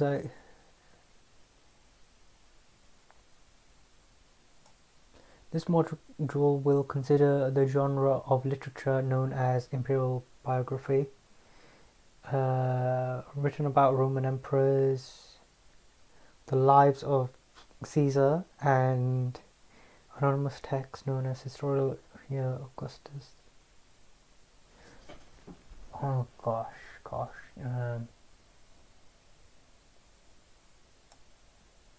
It just has loads of names. Hold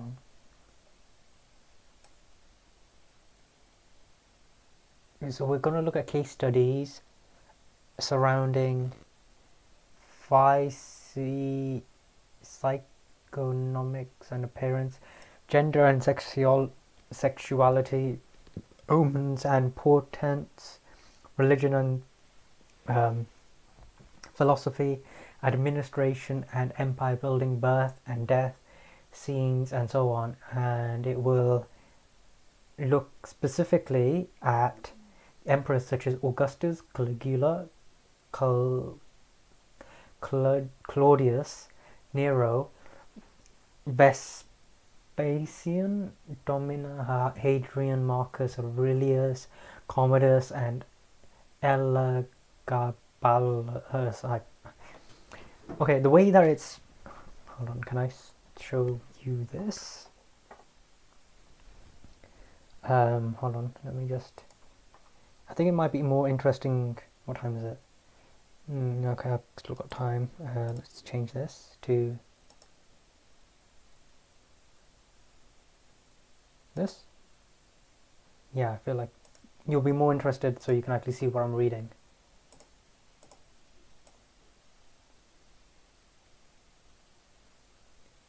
Yeah, that's about right. Anyway, so yeah, I like the way that it will be examined, but the coursework itself, it's in autumn, so we'll probably get a coursework in let's see, August, September, towards October we'll probably have to write something, and then towards December for the second bit, or it might be over Christmas. Yeah, I'm not sure about this. And what's the next one that I'm interested in? I've already said I'm doing that. Introduction to Ancient Greek Medicine.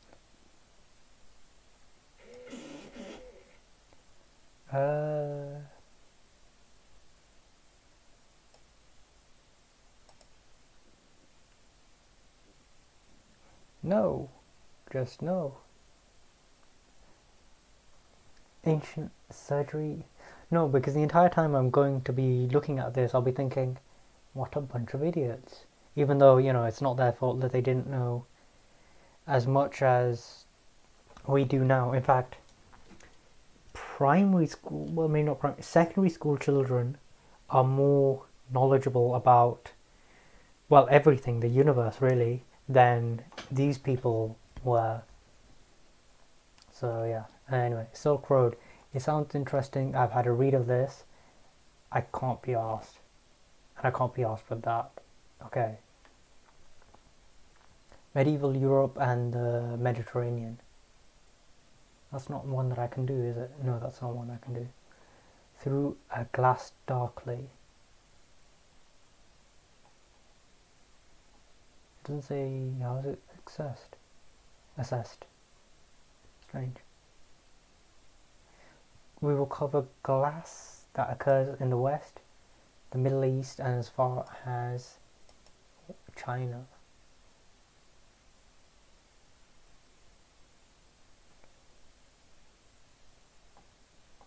There will They will also see the first hand through the use of university analytical equipment how the scientific analysis of glass can answer questions about ancient glass technology.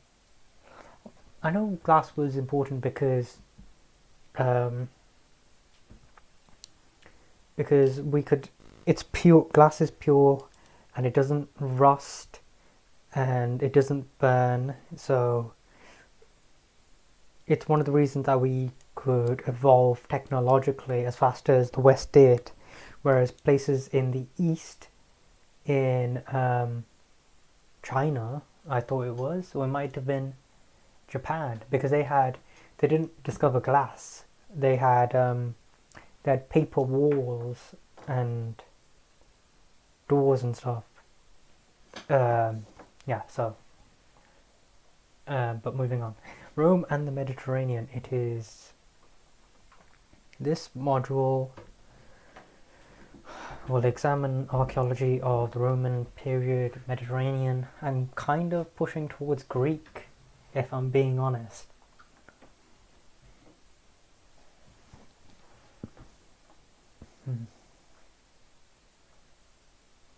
So I do like the way that this will be. When is this? Spring. I do want to do at least one presentation because I think it's fun and it's an easy 25%. You'll probably get like at minimum first. I mean, not sorry, at minimum about 50-60% just for trying, and that's that's good enough just for trying. But again, can't be asked. Art and culture.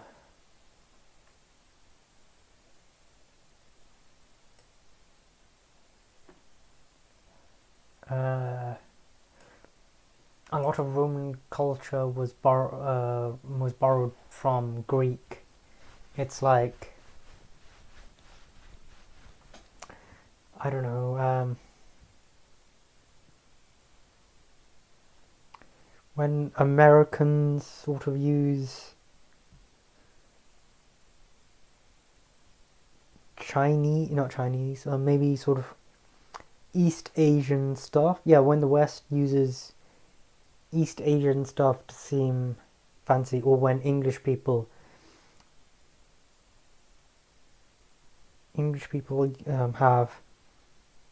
make Indian food and they think it's fancy, but it isn't. It's just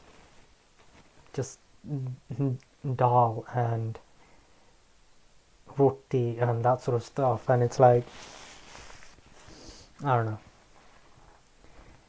I forgot where that came from. Why was I talking about that? Anyway, moving on. This seems okay. Violence in the I'm doing that. The Christian Empire. It is very interesting.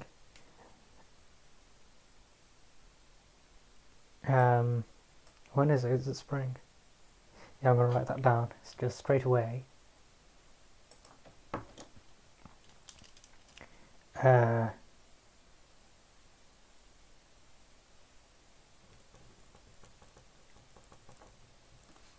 It is 20 and it's in spring.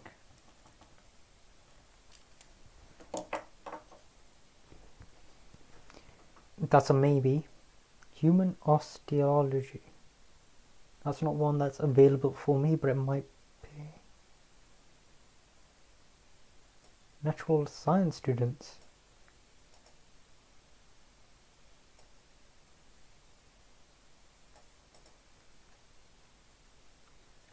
In-class exam, in-class lab tests, laboratory, lab report. Ooh, this has got me interested in this. This module will examine what we can learn from human skeletons about lives of people who lived in the past. We will also look at basic zoo archaeology to understand similarities and differences between two specialisms. This module will involve handling real archaeological human and non-human skeletons. That sounds fun. Learning how to identify their age, sex, and stature. That just sounds amazing. We will also examine the demography of the 19th century Nottingham on a field trip to one of the city's largest and most atmospheric cemeteries. Yay, let's go to a cemetery. It's not available to me, but it might be through a subsid. I feel like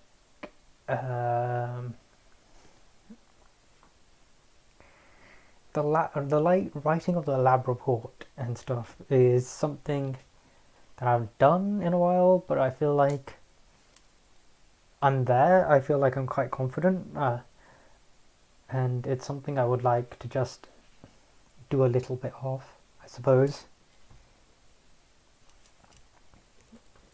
Human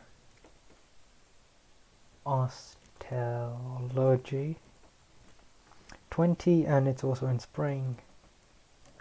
I also like the fact that it's quite 20, 20, 60. The lab work shall be great. Okay. Did I? Oh shit, that's everything. Why is the dissertation here?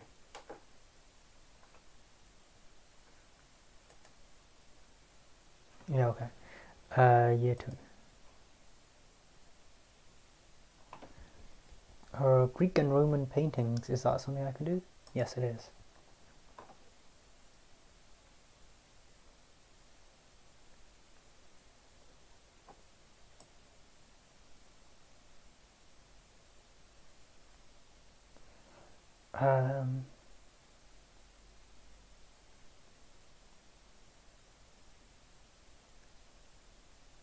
No.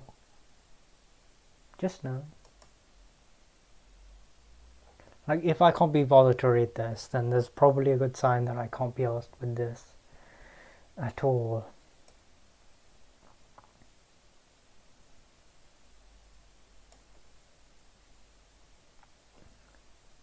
Yeah, I just can't be asked.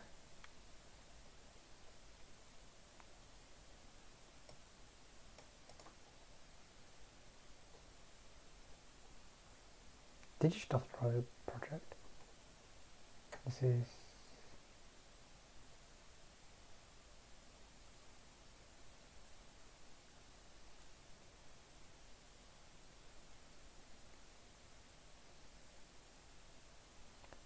I can't be asked. Okay.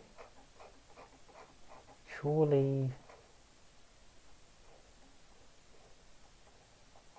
How much do I need?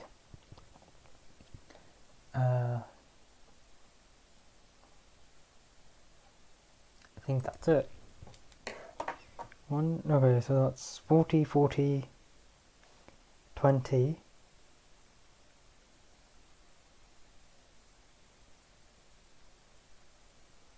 So I have to either do the Christian Empire or human osteology, which I don't know if I can do it. It might be a subsidiary module, which I can technically do it. But I can't be asking, so I'd rather just do the Christian. Where are we?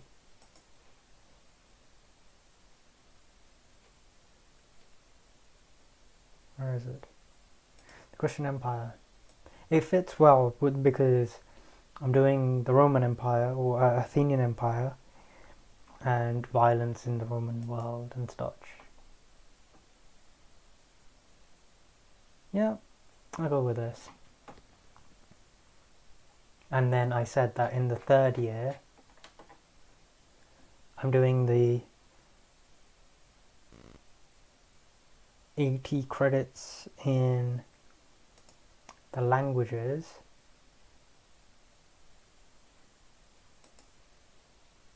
and then 40 credits with either the Jason and the Golden Fleece or Augustus. Okay, so now I'm going to I actually don't know how I'm supposed to do this. My Nottingham.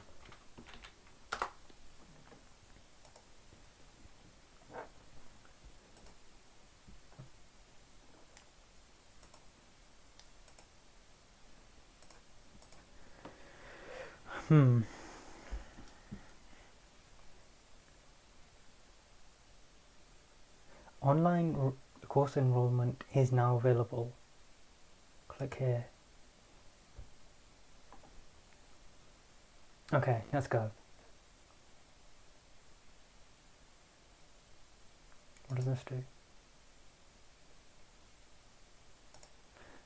Okay, you must select between 0 and 40 from this. Can I show you what I'm doing? Yeah, okay, I'll show you guys. It can't hurt. Yes. How do I change it back to the other one? Properties.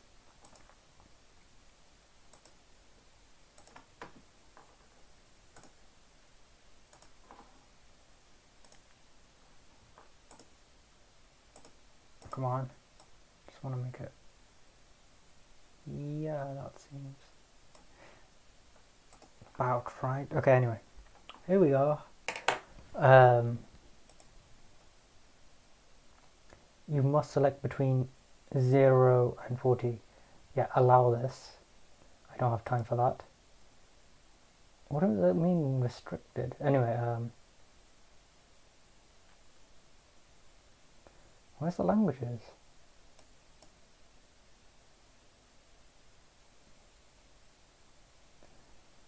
Intermediate Latin. Intermediate Latin 2. I need to be careful I don't pick the wrong ones. And then Beginner's Greek.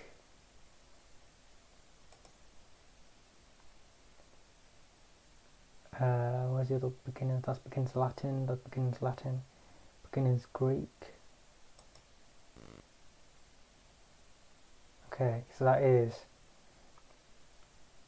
so that's 40 first semester, that's 40 in the second semester, and I said that I was going to do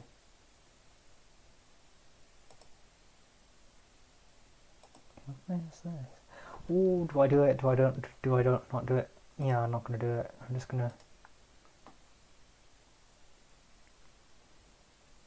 Oh, hold on. There was one thing I forgot to check. 1 second.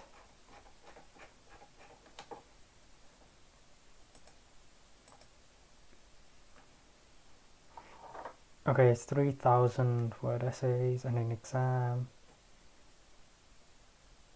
This is less, but it's, ooh, okay. Augustus is that. Okay, that's fair enough. Let's go back.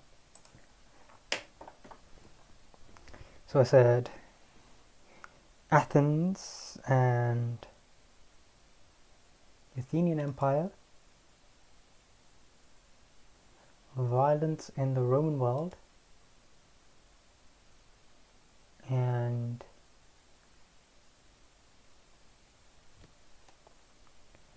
the Christian Empire.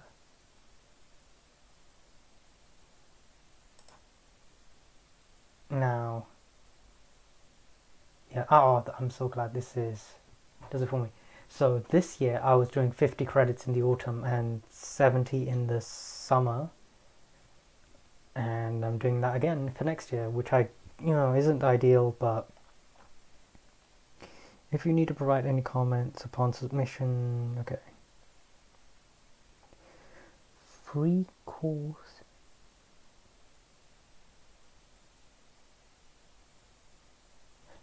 What does this do? No, I'm assuming that's subsidiary modules. Anyway, submit. Are you sure you want, it will not be possible for this service to modify the selection later? Yes. Thank you for submitting. Done. Okay, so this is what I'm doing next year. Yay me. Yay me. Anyway,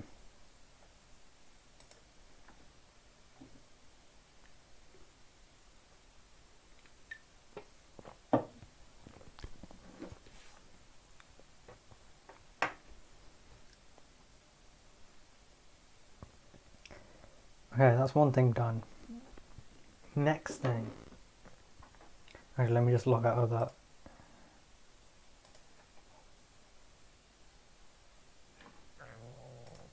Excuse me.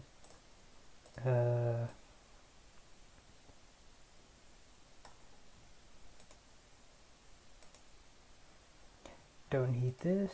Don't need that. Sign out. While I'm here, I'm actually going to check Student Finance England. You must be so glad that you guys don't have to do this anymore. Student Finance England is a bit of a pain. How do I do this again? What?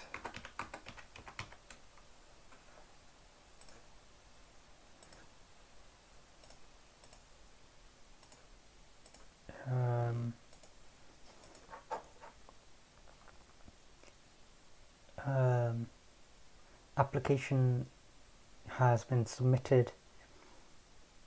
Yes, okay.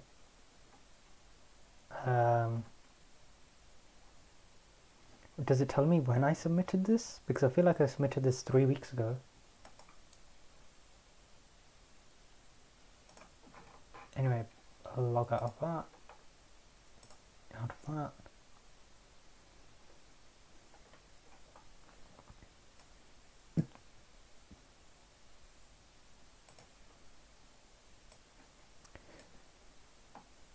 Right, okay, back. Here we are again. So done that, that's important.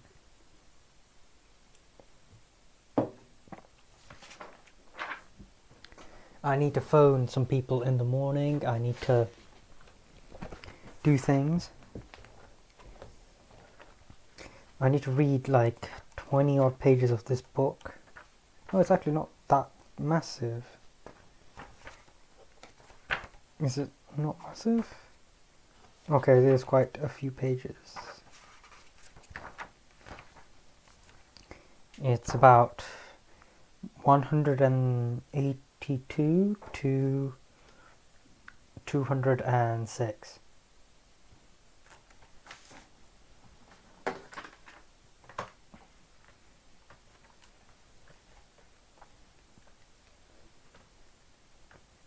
"24 pages, which I don't really want to read now, and I suspect that you probably don't want to hear me read. So what is that? Oh yes, I need to read some of my coursework and then submit it. I'm at a point where I just can't think of anything else that I need to add. That is the wrong file. This.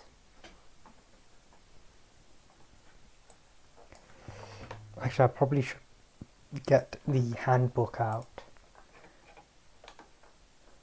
for this module. I'm just going to read through it, submit it, and then not worry about it anymore. Now, the module handbook should have everything I need.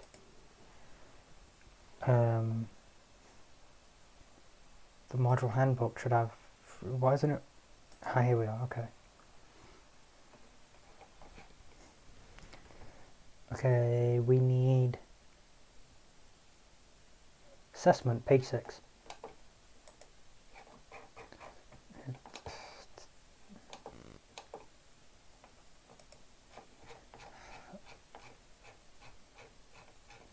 My lecturer who does this is a massive fan of Wonder Woman and comics in general, so we have to look at how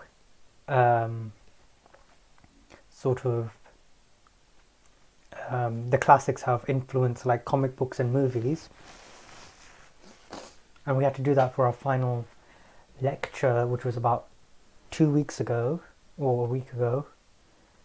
It was fun because we saw various incarnations of Hercules, and a lot of them took Hercules from the past of 2,500 years ago, and some of them were just like his 12 labors. Others were like, right, we're gonna make him fight Julius Caesar, which never happened. Those two never existed at the same time. Others did made him fight Hannibal, which never happened. Um, which never happened in like classical stories. And there was one where Arnold Schwarzenegger played Hercules, and his was in modern day, but like modern day in the sense of it was 1970s New York, and so everyone else was in cars, but he was in a chariot. And then after the hype of Star Wars, the first movie, Hercules was then in space, fighting random aliens, and instead of lightsabers, they were using like swords, but they stole the music from like the sound effect of the lightsabers. Anyway, continuing on with this.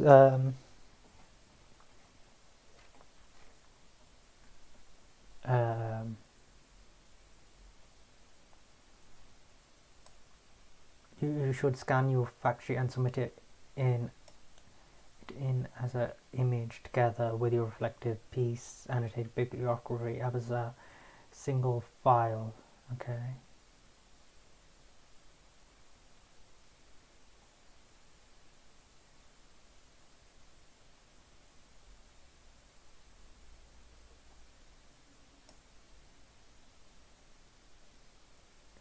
Make sure you submit the right file.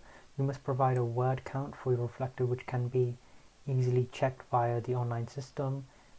The word limit on a reflective piece is 1,200 words. No variation is allowed outside of the range. Oh, is it 1,000 to 1,200? I thought it was 1,000 to 1,500. Am I wrong in that? Hold on.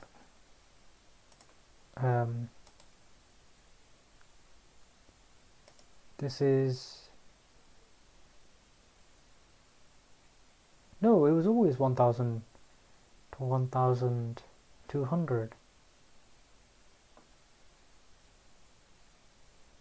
There's also an assessment handbook, which I don't have time to read. What the fuck? Okay, it's 50 pages long.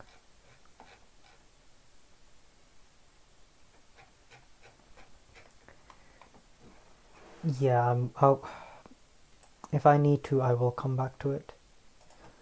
But right now we need to do something a little bit more basic and realize what was the word count that I was allowed.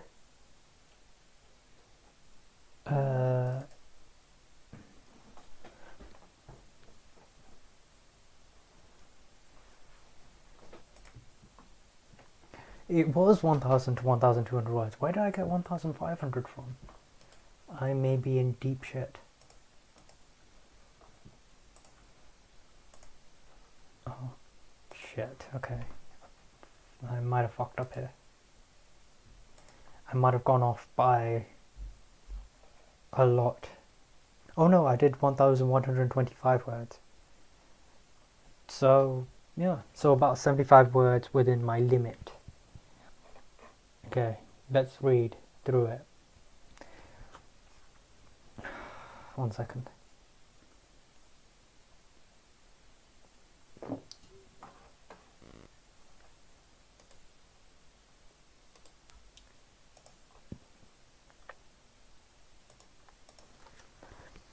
Background. Persephone is often described as a soft, tender, and beautiful goddess. Persephone is depicted as being very close to her mother, Demeter, the goddess of harvest, agriculture, and fertility. Her father is Zeus, god of the sky, thunder, and justice.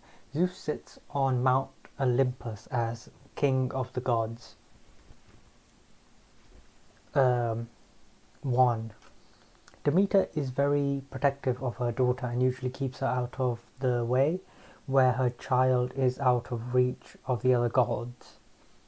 The story of Persephone starts with a young goddess wandering through nature, accompanied by some nymphs, collecting flowers in the fields of Nysa. 2. Without warning, the ground near her erupts and out comes Hades, king of the underworld, god of the dead and older brother of Zeus. Hades takes Persephone aboard his chariot and rides back underground to his domain. 3. Demeter, distressed by Persephone's disappearance, begins to search the world for her beloved daughter. While Demeter scours the world, she neglects her other duties as the goddess of agriculture, and as a result, the harvest fails and winter takes hold on the world.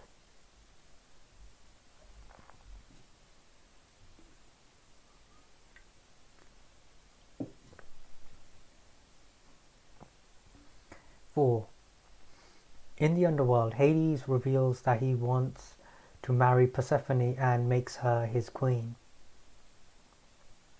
The divine messenger Hermes is sent by Zeus to ask Hades to release Persephone in the hope that her mother will stop winter.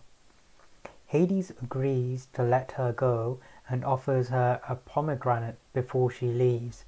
After realizing Persephone ate the food from the underworld, which binds her to the underworld, the gods came to an agreement.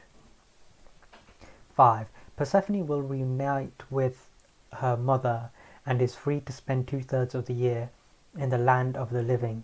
For the remaining third, i.e. winter, she must return to the underworld to be with her husband and rule as queen. This is where the story of the changing of the seasons comes from.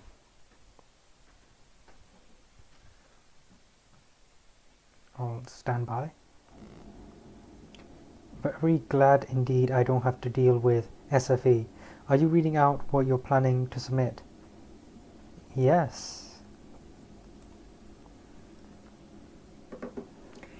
6. As queen of the underworld, goddess of spring, flowers, life and death, Persephone becomes one of the most influential and important gods in the Greek pantheon. Mankind built temples and statues in her honor. Sacrifices were made for good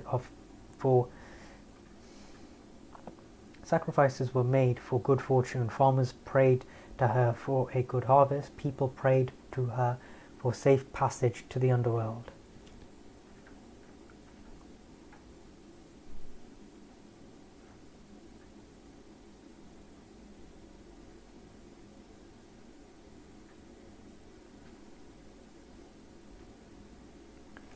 Okay, so I've been told I shouldn't read this aloud.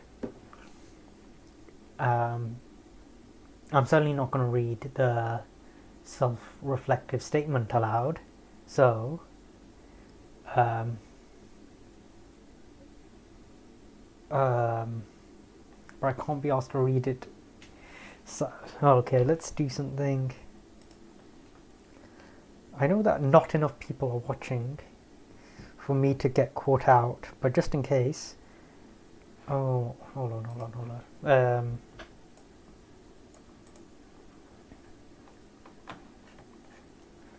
Hold on, let's just... What am I going on about? Here we are, the module booklet. No variation is allowed outside the parameters. There's no...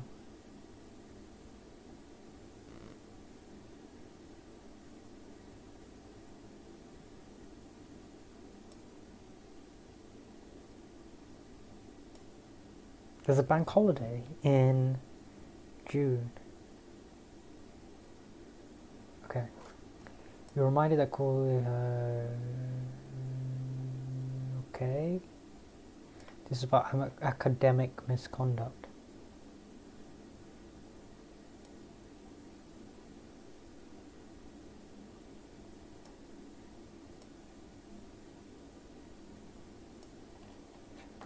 Fairness in marking.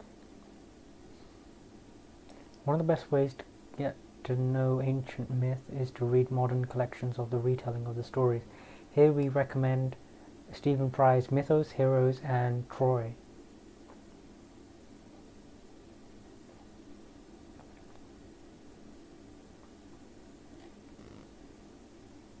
Oh wait, hold on.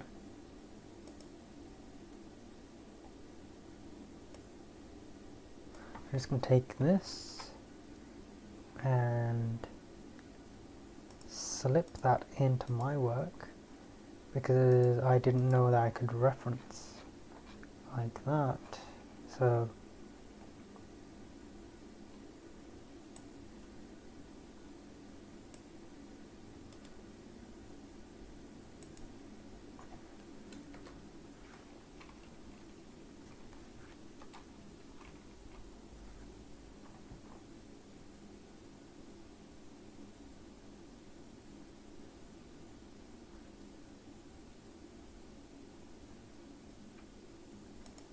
meter, I used this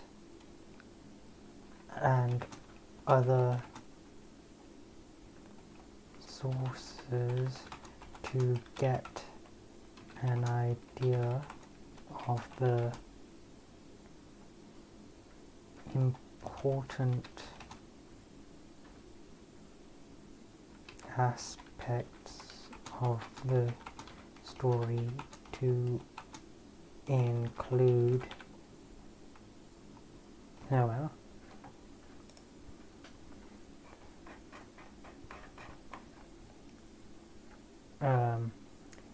File, save as. This PC, desktop, yes. What is the convention for saving work? How do we... What is it? Okay, so it's student ID, which is this.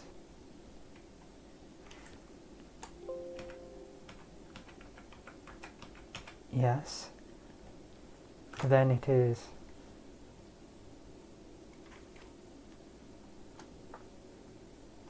do I have to put in the brackets? I'm going to put in the brackets.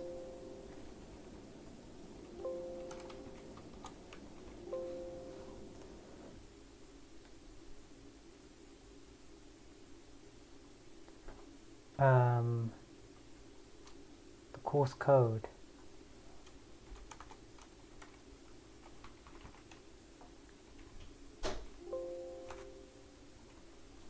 No, I'm not going to write it.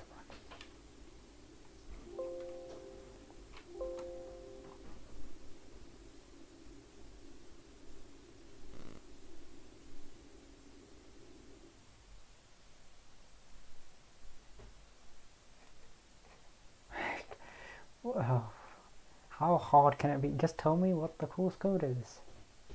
Oh, it's okay, got it.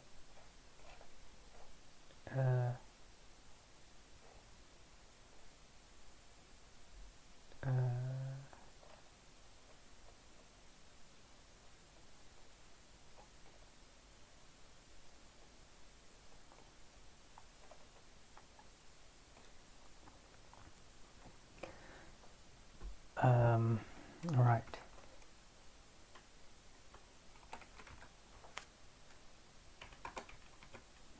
And then academic year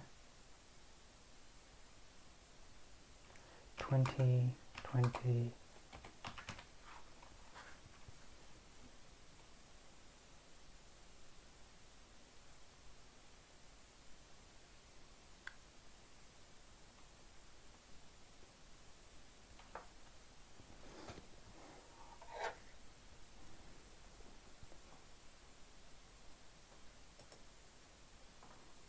Okay, done that.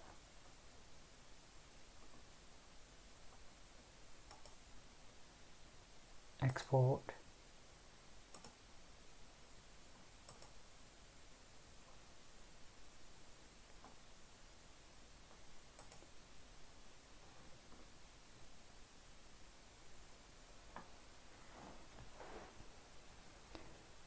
I need to turn it into a... What the frick is this? Okay, I need to turn it into a Power PDF because I have a lot of text, images and stuff that could rattle around, and I don't want it to change or get distorted. So PDF is better.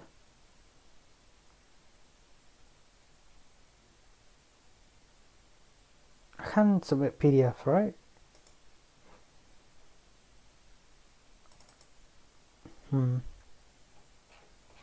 Where is it? Teaching.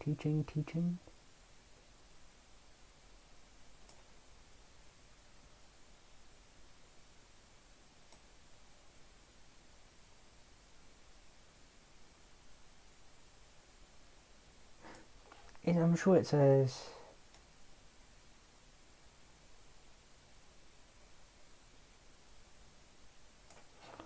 I'm sure I could do PDF as well. Where is...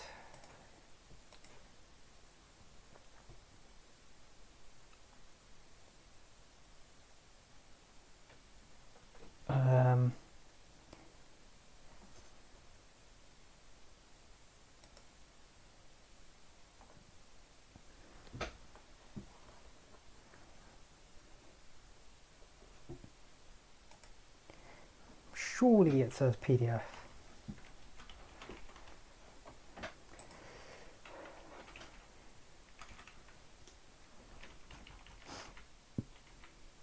Submission, here we are.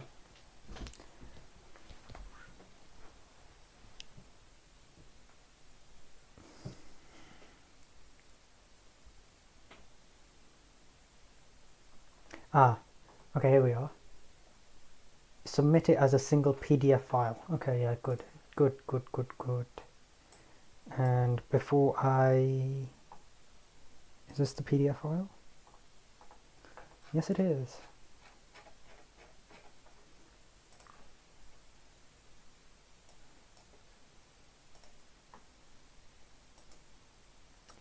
Okay, so submit file. Oh, I need a title again. Control C, Control V. Good, and our PDF. Done. I confirm that this submission is my work, and I accept all responsibility for any copyright infringement that may occur as a result of this submission. Wait, what? I confirm that this submission is my own work, and I accept all responsibility for any... Oh, okay, yeah. Add submission.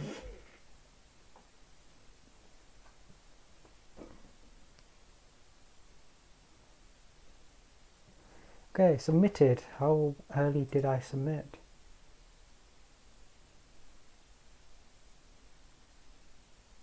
There was a time when this used to tell you how many days you had, or how many seconds you had in my case. Okay, I got the receipt. I submitted this 10 days early. That's not bad, 10 days. I have one more to do, and then I have to focus on exams. Get rid of this. What's this? Thank you for submitting your coursework selections. Student services staff will check this as a matter of priority and will come back to you should there be any issues with your choices. If you need to view your selections, please see View Enrollments on your course tab. Okay.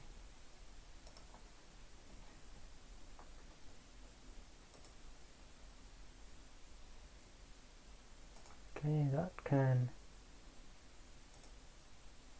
log out.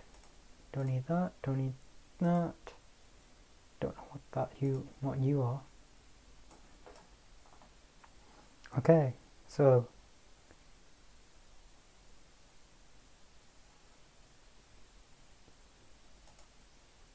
right, done that. I don't think there is anything else that I can do.